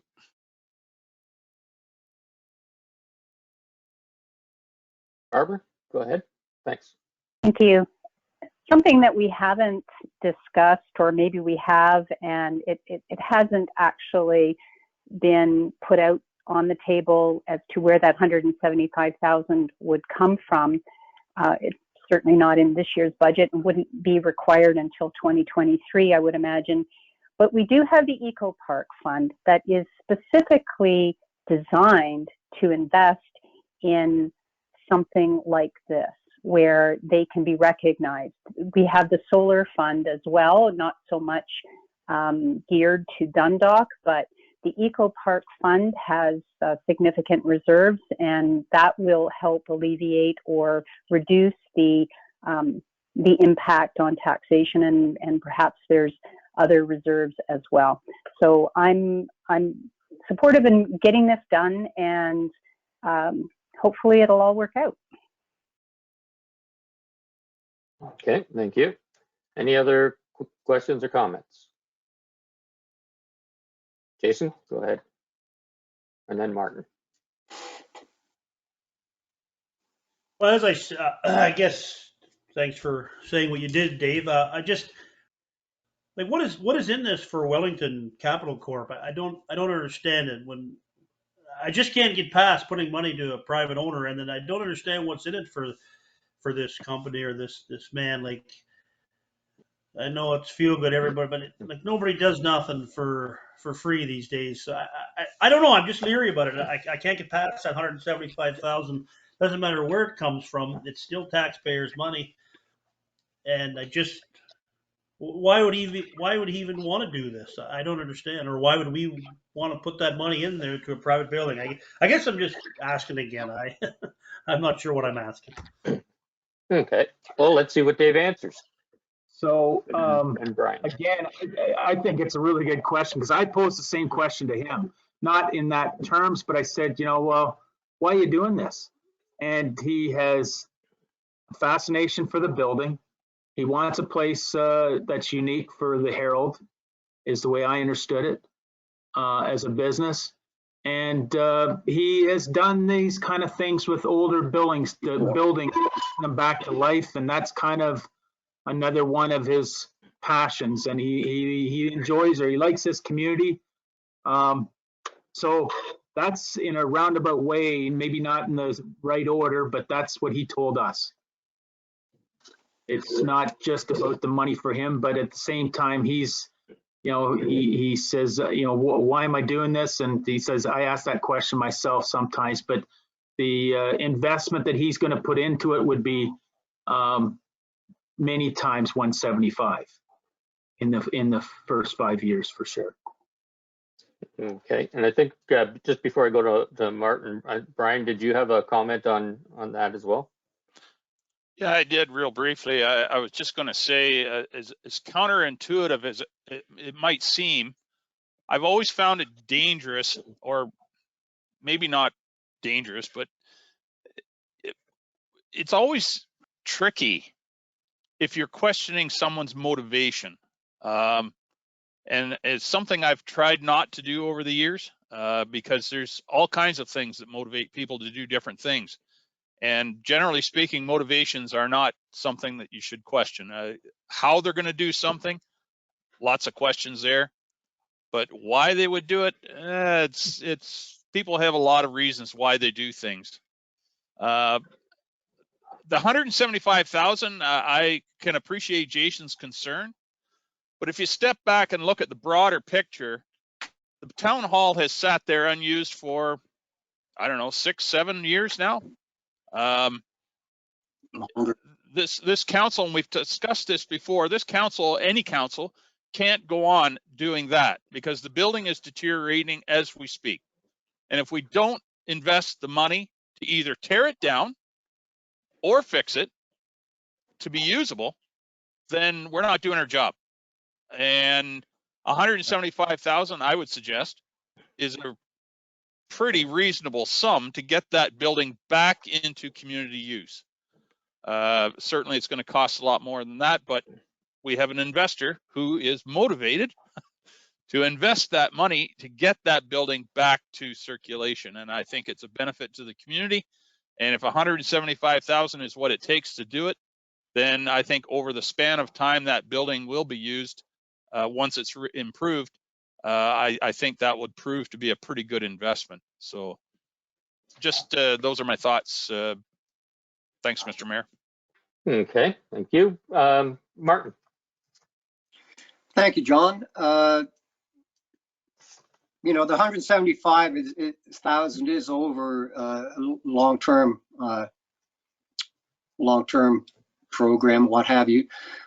Thanks, Dave, for mentioning that the owner, the investor, is doing this because he has done it with other buildings, and that motivation that Deputy Mayor Milne said, you know, we can't look at that. He wants to do it, and quite frankly, Brian, that was well spoke. I totally agreed with everything you said. You know, there's parts of the building that are deteriorating, and for what it could do for downtown Dundalk, the 175, you know, it's not just arts and culture, it's the economic benefit as well. And we're thinking long term here. And it's finally nice to see something happen. It was nice to see a calendar of things that they're going to be putting on, and it was a pleasure to read the junction is going to be involved. Maybe one question for you, Dave. The building management committee, you mentioned that for this 175, maybe now that it's getting the ball rolling and we see what could be in there, that management committee, is that going to be involved with fundraising, not just for 175, but to keep money coming in long term? Is that part of the committee's function too? I don't remember reading anything about that, except what it was made up of. So. If I can respond to that. Sure. The more detail will come in the next iteration of the Team Town Hall agreement. We're going to be in discussions with them, hopefully planning this week. And I have a draft of that before them. And the idea of the management board would be to bring together the members, being JCI, the township, and Team Town Hall, and not necessarily in that order, but to basically manage the facility. There would be Team Town Hall. I think their main goals are, or their main part of the project is fundraising in the local community, and also looking at maybe grant opportunities and working with the township on that, as well as basically recruiting local organizations to use the town hall, like is what's demonstrated in their calendar. Where JCI would also be part of the board of management, and they bring the not-for-profit status and the expertise as an organization that would bring a different segment of talents and so on to the table to overall manage this thing with the township and the other two organizations and maybe other partners that we haven't found yet working together. No, that's great. Thank you. Okay. Any other comments or questions? Seeing any, Barb and then Jason. And just to remind myself, the Team Town Hall had committed to ongoing fundraising. In the agreement, it does indicate they need to fundraise for their own space improvements, for programming costs associated with equipment, lighting, curtains, whatever that has to do with the community space, as well as utilities. So yes, there are going to be ongoing contributions from the Board of Management, whatever that makeup is, over that 20-year period. There's an expectation there, correct, Dave? There continues to be that expectation at this present time. Correct, but in the new agreement, I think some of those responsibilities have to transfer to the Board of Management, but Yeah. maybe the fundraising piece, we're looking at it would still remain because that's a role they have committed to. Yes, thank you. Okay, thank you. Jason. So maybe it was in the agreement. I read through it, but there's a lot of stuff you skip over. So this happens, and in a year and a half or 2 years, we have 10% of the rentals that they have on here, not all these. Because to me, I don't want to offend anybody, but like, how come they're not renting the arena now or renting the McIntyre building? Well, how come all of a sudden it's just going to be full? So what's going to happen in a year and a half when nobody's using that facility? We're paying every month. We give them $175,000. Then what happens? We're going to find another group. We said before. Well, I don't know. There's a lot of what ifs if in my mind, and I guess I'm sounding like a downer, but it just seems like a lot of what ifs. I just wonder what's going to happen in that situation. Well, in response to that, I think that's what these agreements are about, to create accountability and, standing behind the agreement that you sign. They feel quite committed to this type of calendar. In my mind, it does look quite aggressive, but I think that's why we're bringing JCI to the table, as they will add to that capacity to have events and to participate and be a good voice at the Board of Management table to hold others accountable and to have other diverse ideas on the operation of the facility. Those are things that concern me as well, and that's why these agreements have to be in place, and the flexibility that if you're not going to hold up your end of the bargain, maybe we need to look at other community groups to stand up and replace whichever organization that might falter. Go ahead, Michael. I'm just kind of wondering, the Flato part of it, what part, if, the naming rights, if they don't want that, will he just not participate in it? Or if we just go with the three of them, Wellington Court, Team Town Hall? Yeah. So to comment on that, Flato wouldn't be part of the Board of Management. They would be a funder or a naming rights partner that would pay X amount a year for those naming rights. Definitely one of the conditions for that donation for naming rights is that building remain as an active facility for cultural activities. And I think we have, and the Board of Management and Team Town Hall and JCI would have to have the commitment that it's not one event a month, that it would have to be, fairly active 2-3 uses a week of that facility, and it actually being a cultural facility that has a lot of community activity to justify that monthly or that annual contribution towards naming rights. Or if the cultural events there cease, that would be a condition in the donation or the naming rights agreement that so would the donation cease in the naming rights, which is only fair. Okay. Any other questions or comments? Brian.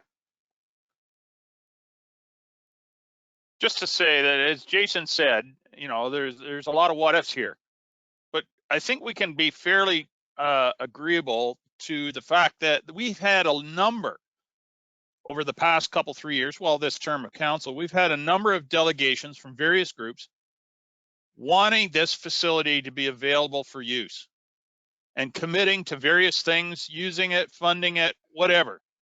Well, you're right. There's a bit of a leap of faith here on our part that these groups are actually going to come through and do what they said they're going to do. Well, the time is up. In very short order here, you're going to have to commit, or you're going to have to make sure that you are going to do what you've said you're going to do, and probably in not too distant future, we'll see whether they're good for their word. And to be clear, I'm confident that they will do what they say they're going to do, or they'll give it the old college try at least. So I'm supportive of where this is going, and I look forward to the old town hall being used again. Yeah. But there is a leap of faith being made here, no question about it. Yep. Okay. Thank you, Brian. Martin. Yeah, just a comment. Again, Brian, very well spoken. I like the term leap of faith. Historically speaking, when the original town hall was built, $40,000 or something like that, that was a lot of money back then. The townspeople had a leap of faith, and look how long it's been around. And hopefully through, as Dave said, through the agreements to make sure everybody's on board, to have it around again for another 40 years. So it'll be good for downtown. That's the basic thing. We're having hubs on the north side. We need a cultural hub on the south side. It can only better the downtown in years to come. And one of the things that the council has to have a leap of faith and look ahead. It's not all common denominators and money. This is something that's it's about time, and I'm really glad to see the report, Dave. Well done. And hopefully everybody is going to be on board. So thanks. Thank you. Jim. Will all of these agreements that are being formulated be reviewed by legal counsel?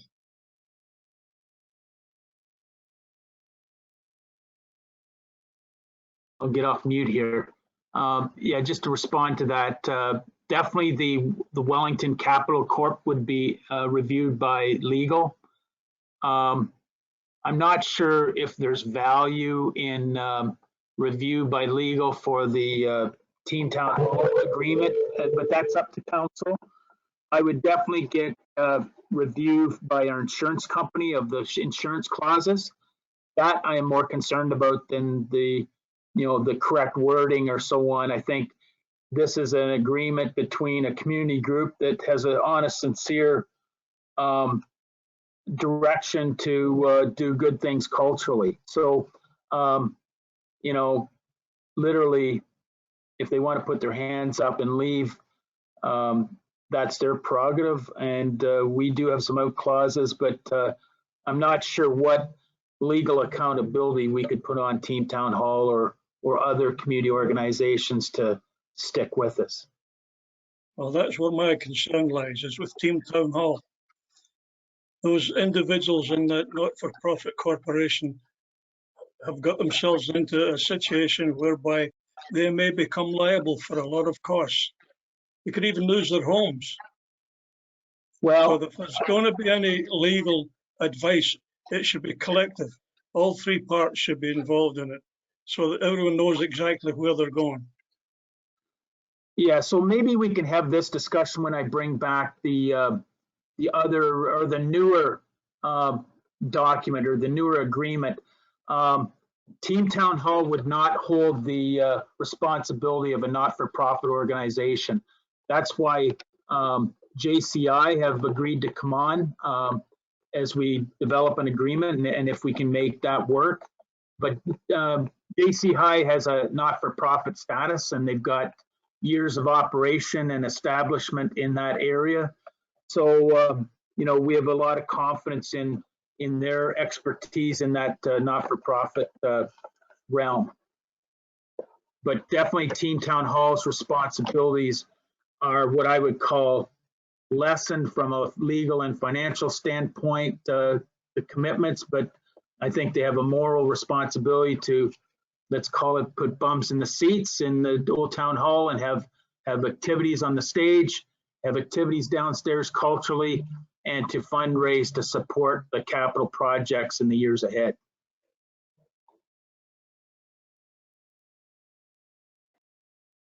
Okay, thank you. Barbara? For you, to that point, I actually have mentioned this before, and I'm supportive of it being more of a board of management, a committee of council, where council is, we have township staff and we have the various community groups that are part of this board of management, and that the insurance is a township liability for that space, for that cultural space, as you explained to me, Dave, as opposed to, Team Town Hall having to carry insurance for their programs and be liable for that. It's our community space. It's the township's community space, with the community offering programming and operational management. So I think this is doable. And, while I agree that legal review is absolutely necessary, I think that'll get flushed out, and we'll be protecting our community residents from that level of commitment or liability. Okay, thank you. Okay, go ahead, Dave. Maybe just to add to that, I want to just kind of add to what Barbara said in relation to the Board of Management. There wouldn't be an agreement with the Board of Management as much as in terms of reference that would be approved by council on how that Board of Management would function as a committee of council, let's say. Okay, thank you. Okay, not seeing any other hands at this point. Lindsay, I think we may not have a unanimous vote, so you would do the vote, please. Sure, thank you, Mayor Woodbury. Recorded vote called for staff report CAO 2022-006, the Dundalk Old Town Hall update report. Councillor Shipston? Yes. Mayor Woodbury? Yes. Councillor Rice? No. Councillor Shearson? Yes. Deputy Mayor Milne? Yay. Councillor Dobreen? In favor. Councillor Frew? Yes. By a vote of 6-1, that's carried. Okay, thank you very much, everyone.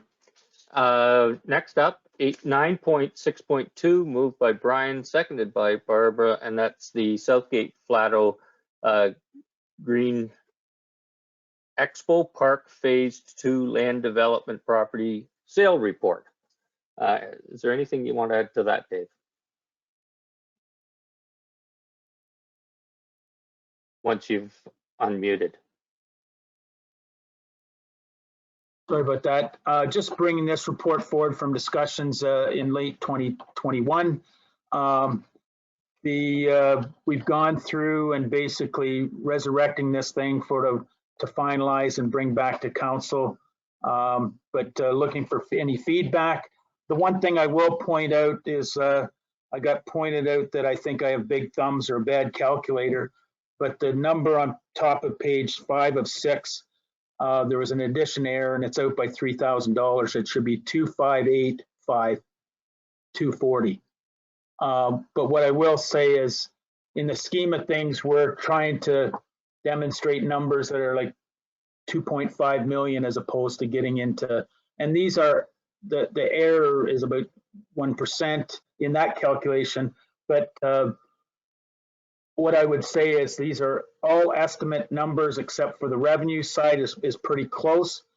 And just getting, the picture that what kind of scope of investment we'd be looking at in relation to, 2.5 or 3.4 millions of dollars that would be required to be used from our revenues to complete this project.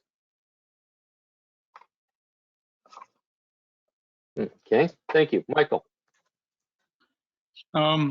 So if we change the bypass road not going through the subdivision, how does that change the financial impact? Because as we've mentioned before, we don't like that road going right through the new residential area. So the old bypass road wasn't going through a residential area. So if we change that plan, bypassing that road so it's a bypass road and not through the new subdivision of housing that's going to be down in the bottom end, how does that change all your numbers? Okay, so that won't have any, it won't impact the road construction, where the road goes. That's totally a planning thing, which we've advised Flato that we don't want residential on both sides of that roadway. That roadway could have, residential on the north side, but not on the south side as well. That would just be, that wouldn't be acceptable. We don't want people crossing that road on a busy bypass road. So that's all right, but that's through the draft plan conditions and all those kind of planning things later. Wouldn't have any impact on this. Okay, thank you. Barbara, then Jason. Thank you. To that point, to Councillor Sherson's point, is it possible, because the environmental assessment and the road study that was created established the best route or the recommended route of this bypass road, are you suggesting that Flato, the road will remain where it is and they will build less, or that is there a possibility of relocating the road south around that proposed development? Because I know that, they were counting on a certain level of homes to provide those attainable, those mixed use, the affordable apartment type options. Dave? Mm-hmm. Yeah, so again, that's going to be part of the planning process. That road is not moving. That's where the EA has established the roadway will be. And that best services the industrial lands and the commercial lands. Where the residential lands go will have to be decided on another approval process in the planning side of it in relation to draft plan conditions and establishment of what the art plan design will be for residential versus commercial and industrial. Thank you. Okay. Thanks. Jason. I was just wondering, like, in light of recent developments, that now that Flato has a lot more upcoming land on the west side, this bypass road will benefit them quite a bit more, I would think. And then just looking, maybe Dave can answer that. They're paying for half the road, I understand, but just from Highway 10 to the back of that property, so they're not paying half to come up to Listec, just to the back of, is that how I understand it, or I'm not real sure? Just wondering if we could try to squeeze something more of them, that this new subdivision, or it's not a subdivision yet, but eventually it's going to help them a lot too. So yeah, I guess we've made the agreement already, but I mentioned it to him a couple times lately too. There's no signatures on the agreement. These are draft agreements. I mean, I can take that and see what I can squeeze. I mean, this is taking it to the back of the property and down the railway to the point where it meets up with the lot line of this property. So, and then from there on to connect to Eco Parkway, we have taken on that responsibility according to the calculations in this document. So we can bring that up as a discussion point that, we'd like to go a wee bit further, maybe to the end of the railway crossing and then where it turns or something, but we'll work on that and see if we can gain. Yeah, no, it was just a thought. I mean, it was just a thought. Now that in light of everything up on the west end, it's just a thought. You got to try. Yeah. Let me just draw to your attention too. This Southgate cost for the pumping station and the force main, that is supported by DCs. Now, it won't be fully supported by DCs, so in some ways he'll be paying a fair chunk of that as well with this development charge. Okay. Anything else? Martin? Thank you, John. Dave, on page 2 of 6 or 233, depending on what number you look at, where it says include the following. Item 6, Southgate develop its own plan to retain industrial land and eco park and the abutting lands to the new roadway from phase 1 for possible development that could be sold. Basic question, that's the 40 acres, I believe, or correct me if I'm wrong, but it is a planning issue later on. Would it still be developed as industrial land, or would there be, as number 5 says, investigating some affordable homes as well, as it is our land? That's looking ahead in the future, but that could be a discussion. But you know, we need to retain as much employment lands in this project as we can to keep that balance. So you know, that has to go through a planning process, but that is land that we believe at this point in time still got to go through some evaluation with the GRCA for, you know, development and all that sort of thing and the planning process. But we believe there's that amount of land available outside of the Highway 10 developed land, the 140 acres that we bought originally. Okay. Yeah, thank you. Not seeing any more hands up, so I'll call the question. Is anyone opposed to this? Seeing none, I'll declare that passed. And we'll move on to 9.6.3, moved by Jim, seconded by Brian. And this is the 2021 annual CAP report. Dave, anything here? Just that there was a few comments provided we did make a slight change in the last part of 2-5. It isn't in your agenda document, but it does provide maybe a more clear statement that will be in the final document posted on the website, and that's in relation to the murals and the securing of the building rights for the murals, and just securing the murals themselves in some cases, and you know, securing investment in that to upgrade those murals. There's a couple minor changes in 2 or 5A with commas to make it read a little clearer, and also in 5C there was a missing space, and I believe that's about it. And that's been the clerk has those updates for posting, but I think you get the fiber of the community annual report as it is presented today. Okay, thank you. Questions and comments? Seeing a lot of no hands up, so I'll call the question. Is anyone opposed to this motion?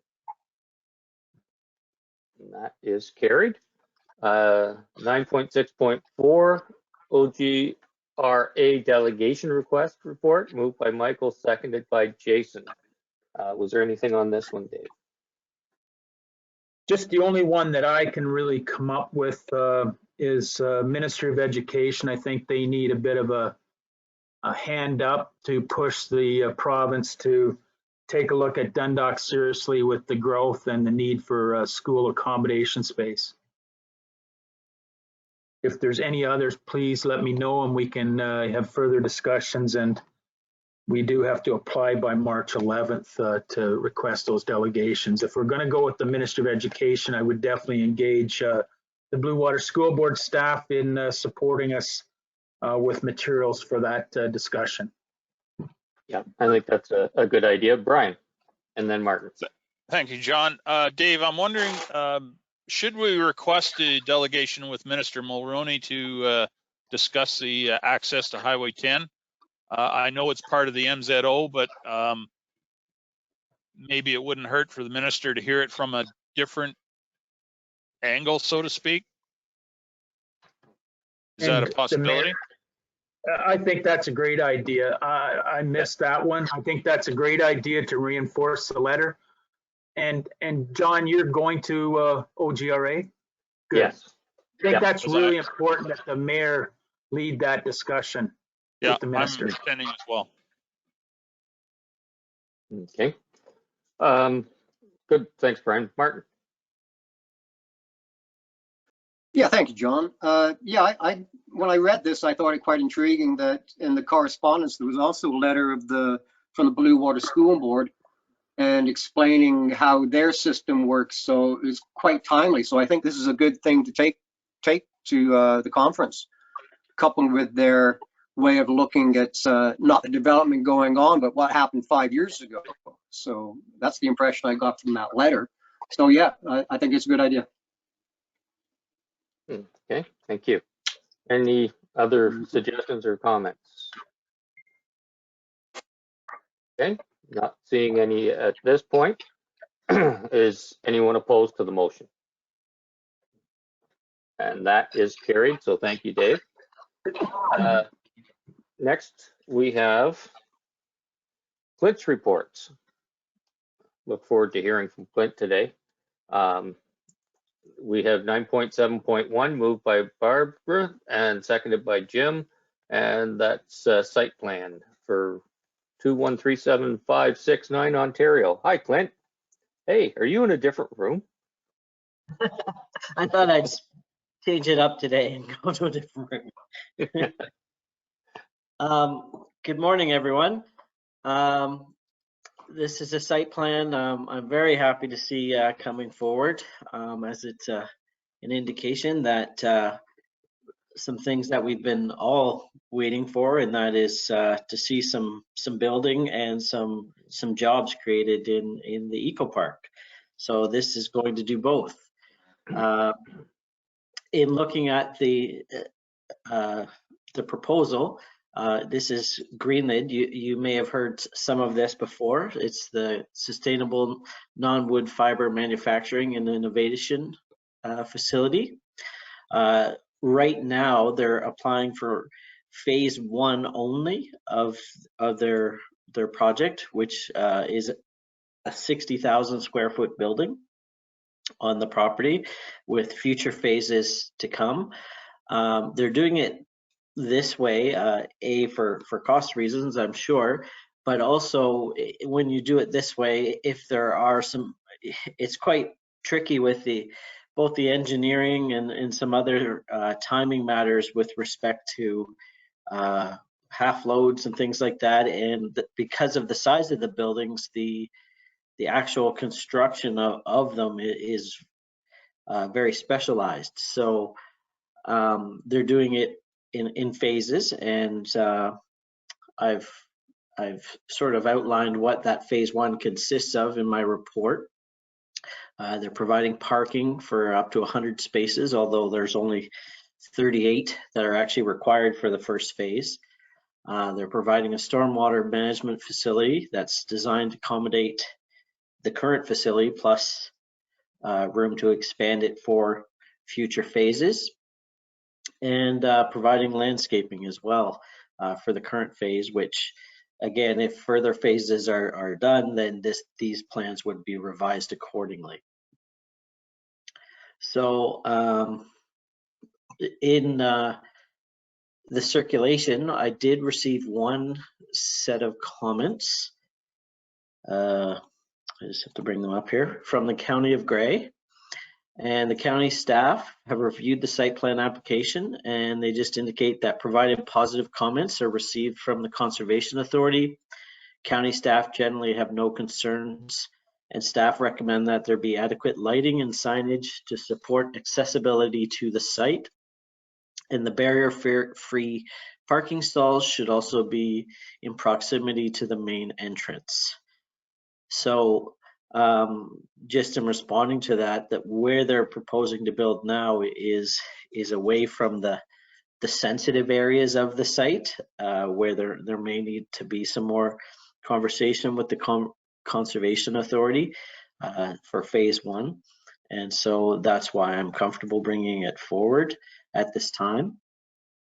We've had our engineers double check and review all of the work that's gone into the stormwater and the grading and the drainage, and also the servicing for water and sewer capacity. And I'm confident that we are able to accommodate this business to get it started and hopefully get some local residents employed. And that's about all I have. I can take some questions. Okay, well, this is one of those good news stories of things starting just basically the summer of last year and taking off. So look forward to this progressing. Are there any questions or comments? Brian. Thank you, John. Clint, the question is for you, I think, regarding dark sky lighting for this facility. Is that is part of the site plan process, I believe, is it not? It is. It's noted in the site plan, and it's actually noted on the drawings that they're to be dark sky compliant and have shields on them and that sort of thing. Excellent. Thank you. Great. Any other comments or questions? Okay. Is anyone opposed to this motion? And that is carried. And next we have the bylaw for it, moved by Brian and seconded by Barbara. Any questions or comments on the bylaw? Okay, well, let's let Lindsay do the vote. Thank you, Mayor Woodbury. Recorded vote for bylaw 2022-031, the site plan agreement for Greenlid. Councillor Dobreen? In favor. Deputy Mayor Milne? Yay. Mayor Woodbury? Absolutely. Councillor Shipston? Yes, yes, yes. Councillor Frew? Yes. Yes. Councillor Shearson? Yes. Councillor Rice? Yes. By a vote of 7-0, that's carried. Okay, thank you. I see we have nothing under bylaws and motions. And notices of motions, I wasn't notified of any, but is there anything? Oh, Lindsay, go ahead. I don't have a notice or anything like that, just if someone wants to move a motion to go past noon. Yep. Barb's hands up right away. And Martin. Okay. Any discussion on that? Anyone opposed? That's carried. Thanks, Lindsay. Not seeing any notices of motion. We can move along into the consent agenda. Regular business 12.1, moved by Michael, seconded by Jim. I didn't get notice of anything being pulled there. So is there any discussion? Barbara?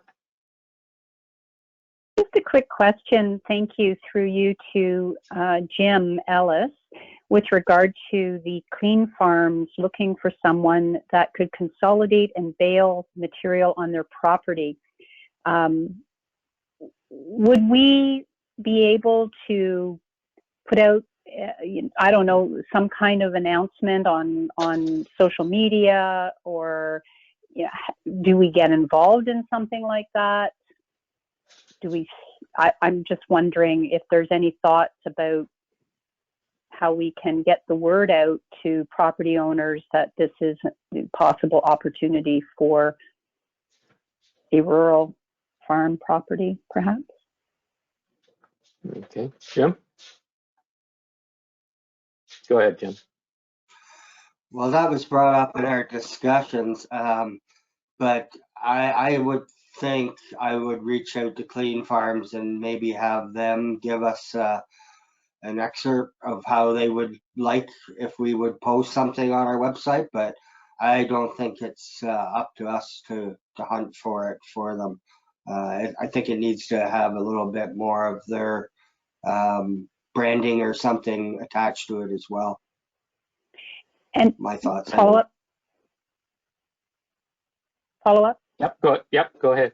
Yes, certainly. I in no way thought that the township would be developing that release, but is it something that would be appropriate if they came up with something that we could certainly share out like we do for other business opportunities, recruitment? Certain that maybe they would go to the Ontario Federation of Agriculture to get that word out as well. But it was just a thought that if it's appropriate, if they provide something, could we share it out there?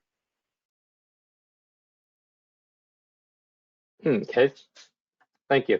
Any other questions or comments? Michael? So Jim, just wondering, Unit 113, the trackless, just kind of wondering, $23,000 to get it fixed? Is that the one that was rolled over? Was it insurance or is it just wear and tear on that machine? Is that the older one or is it one of the newer ones? No, this is the original one. So I think that's about 7 years old now or something. So again, I guess some of the parts got to a situation where everything seemed to happen at once, but no, it's definitely the older machine of the two. Okay, thank you. Barbara? On another staff report with regard to 12.1.3, the mayor's letter to the ministry regarding, I'm noting that other municipalities have done that as a resolution of council. While I fully support the mayor sending letters of township support, would it not have been beneficial to have a council resolution? Was there a time sensitivity surrounding this that it was deemed a mayor's letter was more appropriate? Go ahead, Lindsay. I can speak to that one. Alex Hector from the Southeast Grey Community Health Center, he did reach out to us. And the way he said it to us was that he would like a letter. I do see that Grey Highlands did a resolution. It did come in as time sensitive, so I agree. I would have done it as a resolution if it just came through as we'd like a letter sent. So we just jumped on that. But yeah, in the future, I think we can bring it back maybe as a resolution, but he just asked for a letter to be sent. So that's what we did. Yeah, maybe just clarifying that requirement. I appreciate the time sensitivity and glad that it got out there. Glad that you were able to fulfill that request. Thank you. Okay, thank you. Not seeing any other questions or comments for this section. Is anyone opposed to the motion? And that is carried. Next, 12.2, correspondence agenda, moved by Martin, seconded by Jason. And again, I didn't receive anything to be pulled from this. So is there any questions or discussion on any of this?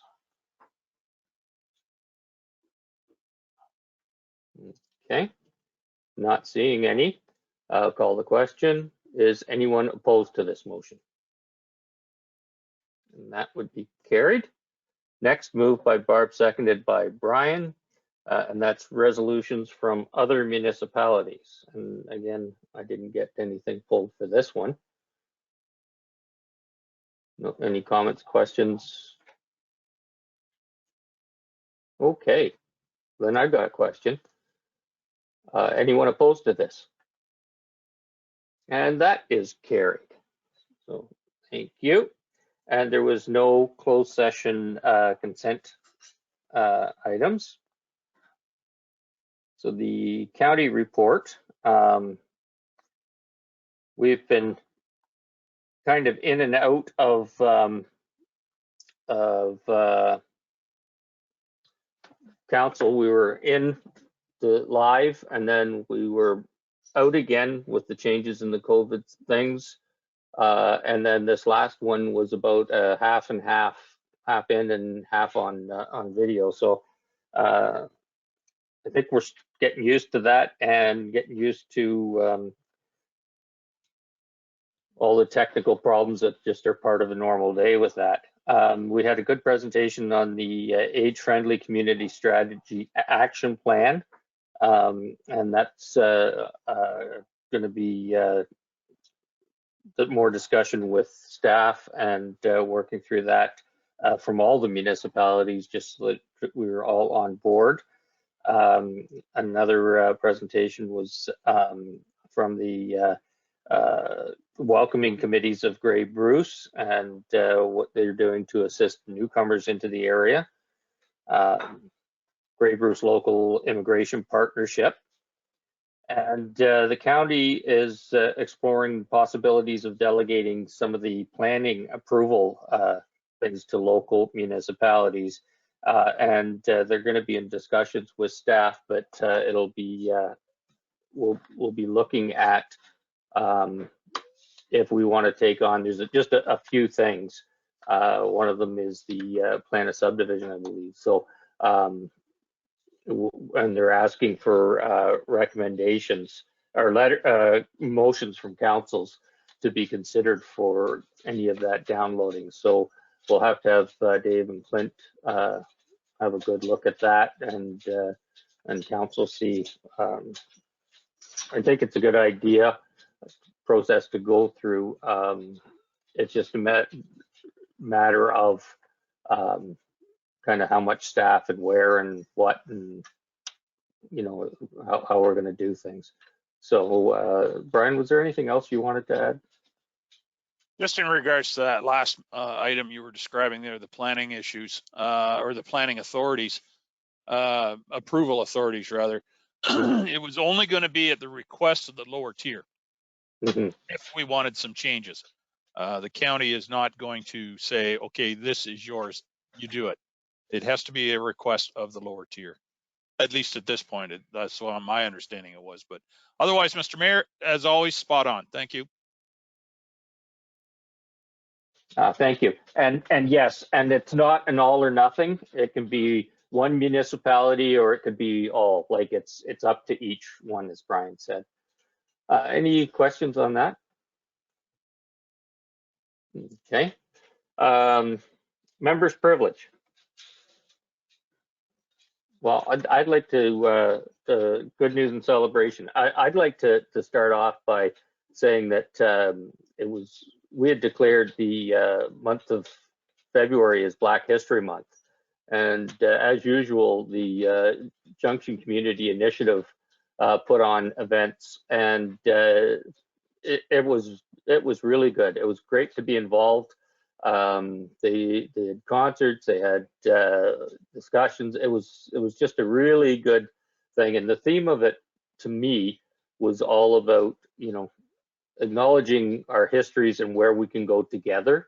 And so it was really, I think they're a great addition to the community. Does anyone else have stuff? Brian. Thank you, Mr. Mayor. And some really good news, I think, is that the Egremont Optimist Club has been given the tentative go-ahead to organize and provide Maple Fest this year. So that's really good news. The community is looking forward to it. The broader community is looking forward to it. I think we're all ready for an event. The health unit has been consulted, and you know, there's some ongoing nuances what might or might not be appropriate, but the event itself has been given the go-ahead, so we look forward to that.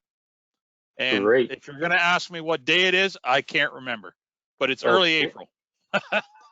That's what I was going to ask you. Right. Early April. The flyers are out. I've seen them. Perfect. Yep. Good. Okay. Well, and as always, they're always looking for volunteers. So I know there's several of us that'll be out there at some point, anyways. And great event.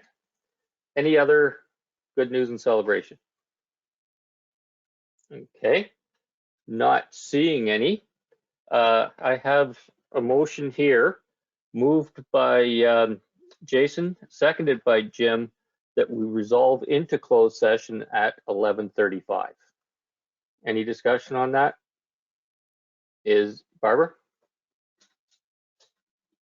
Not opposed, just to indicate that could we have a 5-minute break before we, log back in? It gives us time to log back in, maybe have a stretch. Okay, so it's 11:35 now. So that motion would be that we resolve into closed at 11:35, and we'll see you in closed after the question at 11:40. Okay? Awesome. Thank you so much. Anyone opposed? That is carried, and we will see you on the other site. Thank you.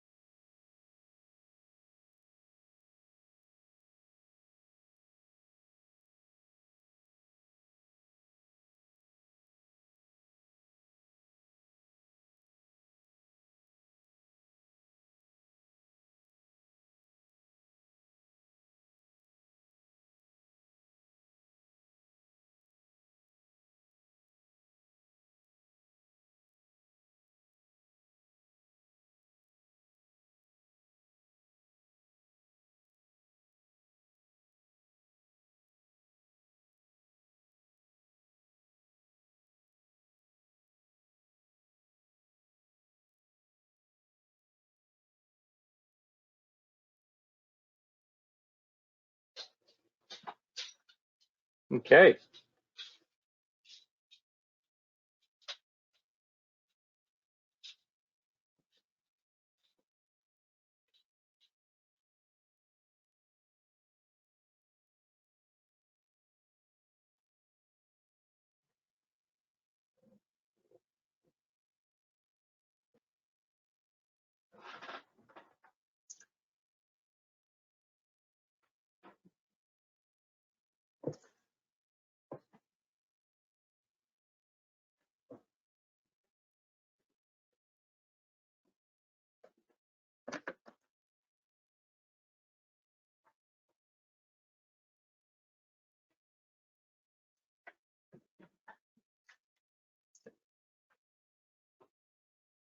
And just waiting for Jason.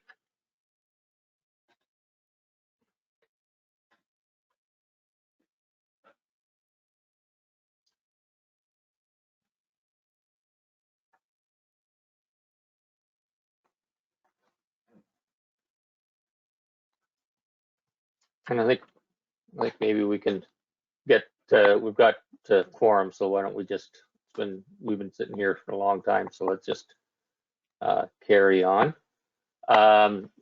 So 15.1 was about personal matters about identifiable individual. That was the CAO performance review and staff report HR 2022-0007. Oh, expecting a lot of reports. C. And it was moved by Barb and seconded by Brian. And was there more to that motion, or is that's clear there? Lindsay? Yeah, I'll just read it, Mayor Woodbury, just for the record. Okay. So Jason, the motion, we just barely started, so yeah, go ahead. So the motion coming out of closed session, be it resolved that council receives staff report HR 2022-007C for information, and that council directs staff to provide a summary of the CAO review feedback as received to the CAO for review, and that staff be directed to bring CAO comments to the regular meeting of council on April 6th, 2022 in closed session for discussion with council, the HR coordinator, and the CAO. Okay, thank you. Any comment, discussion? Anyone opposed? That is carried. Thanks, Lindsay. Next, we have the confirming bylaw, moved by Martin, seconded by Jason. Any discussion on the confirming bylaw? Is any, oh, it's a bylaw. Do you want to do the vote? Okay, I'll wait here. Thank you, Mayor Woodbury. Recorded vote called for the confirming bylaw. Councillor Shipston, Yes. Councillor Wright,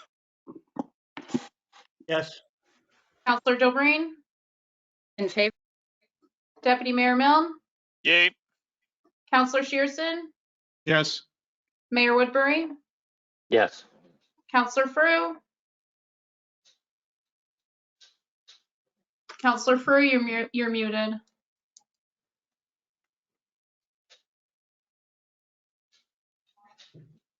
Yes. Thank you. By a vote of 7-0, that's carried. Okay, thank you. And we have one more motion, and there's only 3 staff left here, but I'd like to thank the 3 of you, Lindsay, Kayla, and Holly, for all the stuff you do. We have a staff that puts in a lot of hours and is dedicated and could probably speak way better than me. So thanks. We have a motion moved by, surprise, surprise, Brian, that we're going to adjourn. And I'm not going to call for a recorded vote. And I'm not going to ask for discussion. Thank you, everybody. We're adjourned at 1:01. So a lot of stuff done. Thank you very much. Cheers all. Thank you. Yep. Have a great I know.